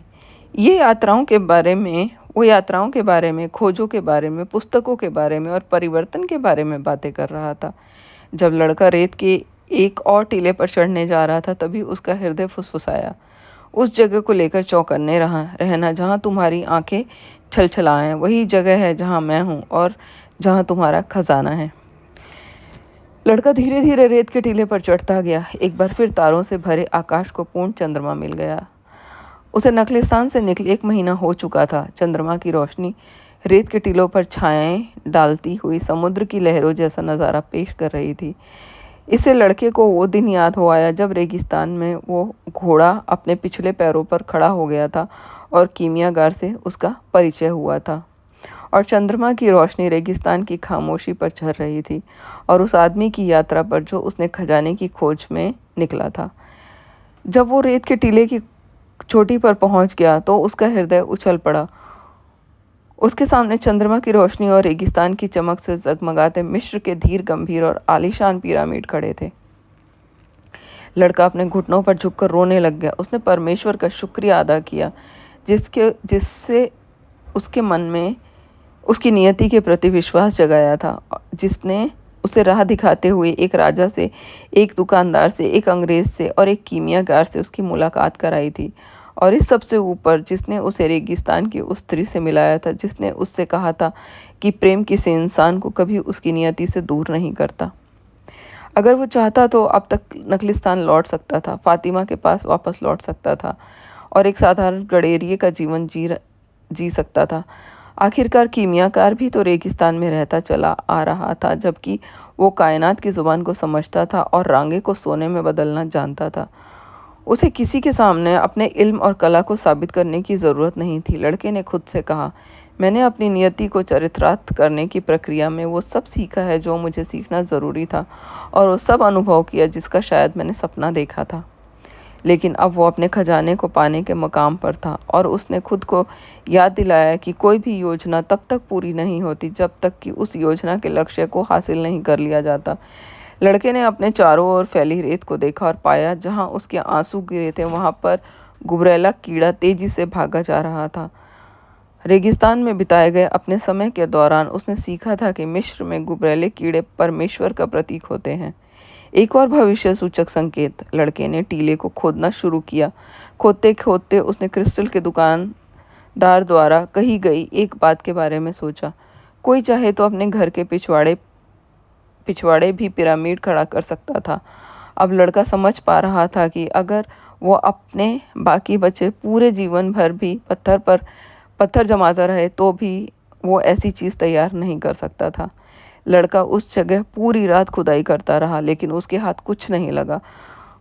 उसे लगा जैसे वो उन तमाम सदियों के बोझ तले दबता जा रहा है जब से वो पिरामिड बने थे, लेकिन वो रुका नहीं। वो खोदने के अपने संघर्ष में लगा रहा, जिस दौरान वो उस हवा से जूझता रहा जो अक्सर उसके द्वारा हटाई गई रेत को वापस उसी गड्ढे में बहा कर ले आती थी। उसके हाथ घिस गए थे और थक गए थे, लेकिन वो अपने हृदय की बात मान रहा था। उसने कहा था वो वहीं पर खोदे जहाँ उसके आंसू टपके हों। खोदते खोदते उसे एक चट्टान मिली जिसे जब वो बाहर खींचने की कोशिश कर रहा था तभी उसे कई लोगों के पैरों की आहट सुनाई दी। कई आकृतियाँ उसके पास आ पहुँची। चंद्रमा की रोशनी उनकी पीठ पर पड़ रही थी और लड़का ना तो उनकी आंखें देख पा रहा था ना उनके चेहरे। यहाँ तुम क्या कर रहे हो? एक आकृति ने पूछा। लड़का चूंकि डर गया था इसलिए उसने कोई जवाब नहीं दिया। उसे वो जगह मिल गई थी जहाँ उसका खजाना था और अब वह संभावित खतरे से डरा हुआ था। हम कबीलाई जंग के शरणार्थी हैं और हमें पैसे की ज़रूरत है, एक अन्य आकृति ने कहा। तुम यहाँ क्या छिपा रहे हो? मैं यहाँ कुछ भी नहीं छुपा रहा हूँ, लड़के ने कहा। लड़का उनमें से लेकिन उसमें से एक ने लड़के को पकड़कर झटके से गड्ढे से परे खींच लिया। एक अन्य आदमी ने लड़के के थैले की तलाशी ली तो उसे उसमें सोना मिल गया। इसमें सोना है, उसने कहा। चंद्रमा की रोशनी में उस अरब का चेहरा चमक उठा जिसने लड़के को पकड़ रखा था और लड़के को उसकी आंखों में मौत दिखाई दी। इसके पास शायद और भी सोना है जो इसने ज़मीन में छुपा रखा है। उन्होंने लड़के को और खुदाई करते रहने को मजबूर किया, लेकिन लड़के के हाथ कुछ भी नहीं लगा। जब सूरज निकल आया तो उन्होंने लड़के को पीटना शुरू कर दिया। उसका शरीर जगह जगह से छिल गया था और वहाँ से खून बहने लगा। उसकी पोशाक चिथड़े चिथड़े हो गई थी और उसे मौत अपने एकदम करीब नज़र आ रही थी। अगर तुम मरने वाले हो तो पैसा तुम्हारे किस काम का है? ऐसा बहुत कम होता है कि पैसा इंसान की ज़िंदगी बचा ले, कीमियागर ने कहा था। अंततः लड़का उन आदमियों पर चीख पड़ा, मैं खजाने की खुदाई कर रहा हूँ। और हालांकि उसका मुंह सूजा हुआ था और उसमें से खून बह रहा था, तब भी उसने उन हमलावरों को बताया कि उसे मिस्र के पिरामिडों के पास छिपे खजाने के बारे में 2 बार सपना आया था। जो आदमी उस गिरोह का मुखिया लग रहा था, उसने दूसरों से कहा, छोड़ो इसे, इसके पास कुछ नहीं है। ये सोना भी इसने निश्चय ही कहीं से चुराया होगा। लड़का लगभग बेहोश होकर रेत पर गिर पड़ा। मुखिया ने उसे झकझोरा और बोला, हम जा रहे हैं। लड़का उनके जाने के पहले मुखिया लेकिन उनके जाने के पहले मुखिया लड़के के पास वापस आया और बोला, तुम मरोगे नहीं, तुम जिंदा रहोगे और ये सीख लोगे कि इंसान को इतना बेवकूफ़ नहीं होना चाहिए। 2 साल पहले ठीक इसी तरह इसी जगह पर मुझे भी एक सपना बार बार आया था। मैंने सपने में देखा कि मुझे स्पेन के मैदानों में जाना चाहिए और उस चर्च के खंडहर की तलाश करनी चाहिए जहाँ गरेडिया और उनकी भेड़ें सोती हैं। मेरे सपने में उस खंडहर के प्रार्थना सामग्री कक्ष में चिनार का एक दरख्त उगा हुआ था और मुझसे कहा गया था कि अगर मैं चिनार के उस दरख्त की जड़ों को खोदूंगा तो वहाँ मुझे एक छिपा हुआ खजाना मिलेगा। लेकिन मैं इतना बेवकूफ़ नहीं था कि उस बार बार आने वाले सपने की वजह से मैं समूचा रेगिस्तान पार करता। और वो चले गए। लड़का कांपता हुआ उठा और उसने एक बार फिर पिरामिडों की ओर देखा। वे उस पर हंसते लग रहे थे और वह भी जवाब में हंस पड़ा। उसका हृदय आनंद से फटा पड़ रहा था, क्योंकि अब वो जान गया था कि उसका खजाना कहाँ है।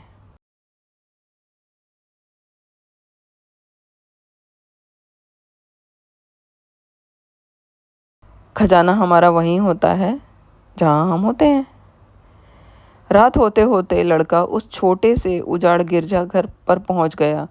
प्रार्थना सामग्री कक्ष में वो चिनार का दरख्त अभी भी खड़ा हुआ था और उस अध टूटे छप्पर के बीच में अभी भी तारे दिखाई दे रहे थे। उसने उस वक्त को याद किया जब वो अपनी भेड़ों को लेकर वहाँ आया था। वो एक शांत रात्रि थी, सिवाय इसके कि उसने ये सपना देखा था। अब वो वहाँ अपनी भेड़ों के साथ नहीं, बिल्कुल एक कुदाल के साथ था। वो देर तक आकाश को देखता हुआ बैठा रहा। फिर उसने अपने थैले से वाइन की बोतल निकाली और उसमें से कुछ वाइन पी।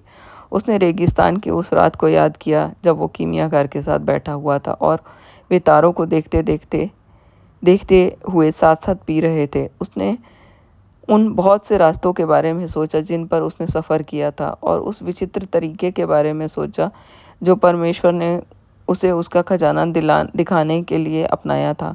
अगर उसने बार बार आने वाले उन सपनों की अहमियत पर विश्वास ना किया होता तो उसकी मुलाकात उस जिप्सी औरत से, उस राजा से, उस चोर से, खैर ये लंबी फेहरिस्त है, लेकिन मार्ग भविष्य सूचक संकेतों में लिखा हुआ था और इसकी कोई संभावना नहीं थी कि मैं कोई गलत रास्ता चुनता। उसने मन ही मन कहा।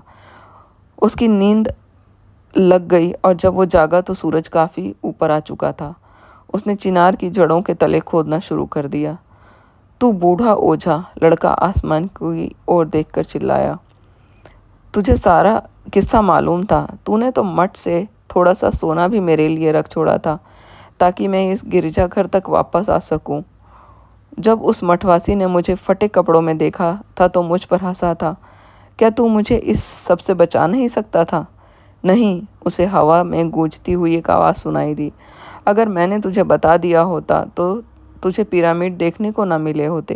वे कितने खूबसूरत हैं कि नहीं? लड़का मुस्कुराया और उसने खोदना जारी रखा। आधे घंटे बाद उसका कुदाल किसी भारी चीज़ से टकराया। 1 घंटे बाद उसके सामने स्पेनिश सोने की मोहरों से भरा हुआ एक संदूक रखा था। उसमें बेशकीमती रत्न लाल और सफ़ेद पंखों में सजे हुए मुखौटे और जेवरों से जड़ी हुई पत्थर की मूर्तियां भी थीं। ये किसी जीत में लूटा गया माल था जिसके बारे में देश भूल चुका था और जिनके बारे में विजेता अपने बच्चों को बता नहीं पाया था। लड़के ने अपने थैले से यूरीम और थुमीम को निकाले।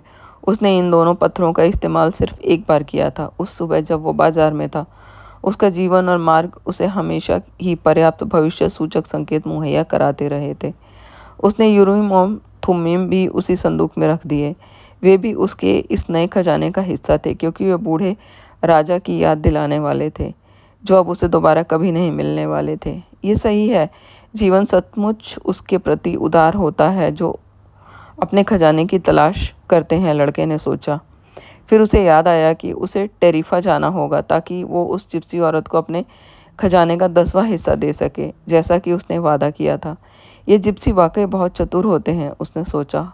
हो सकता है इसीलिए होते हों क्योंकि वो बहुत ज़्यादा भटकते रहते हैं।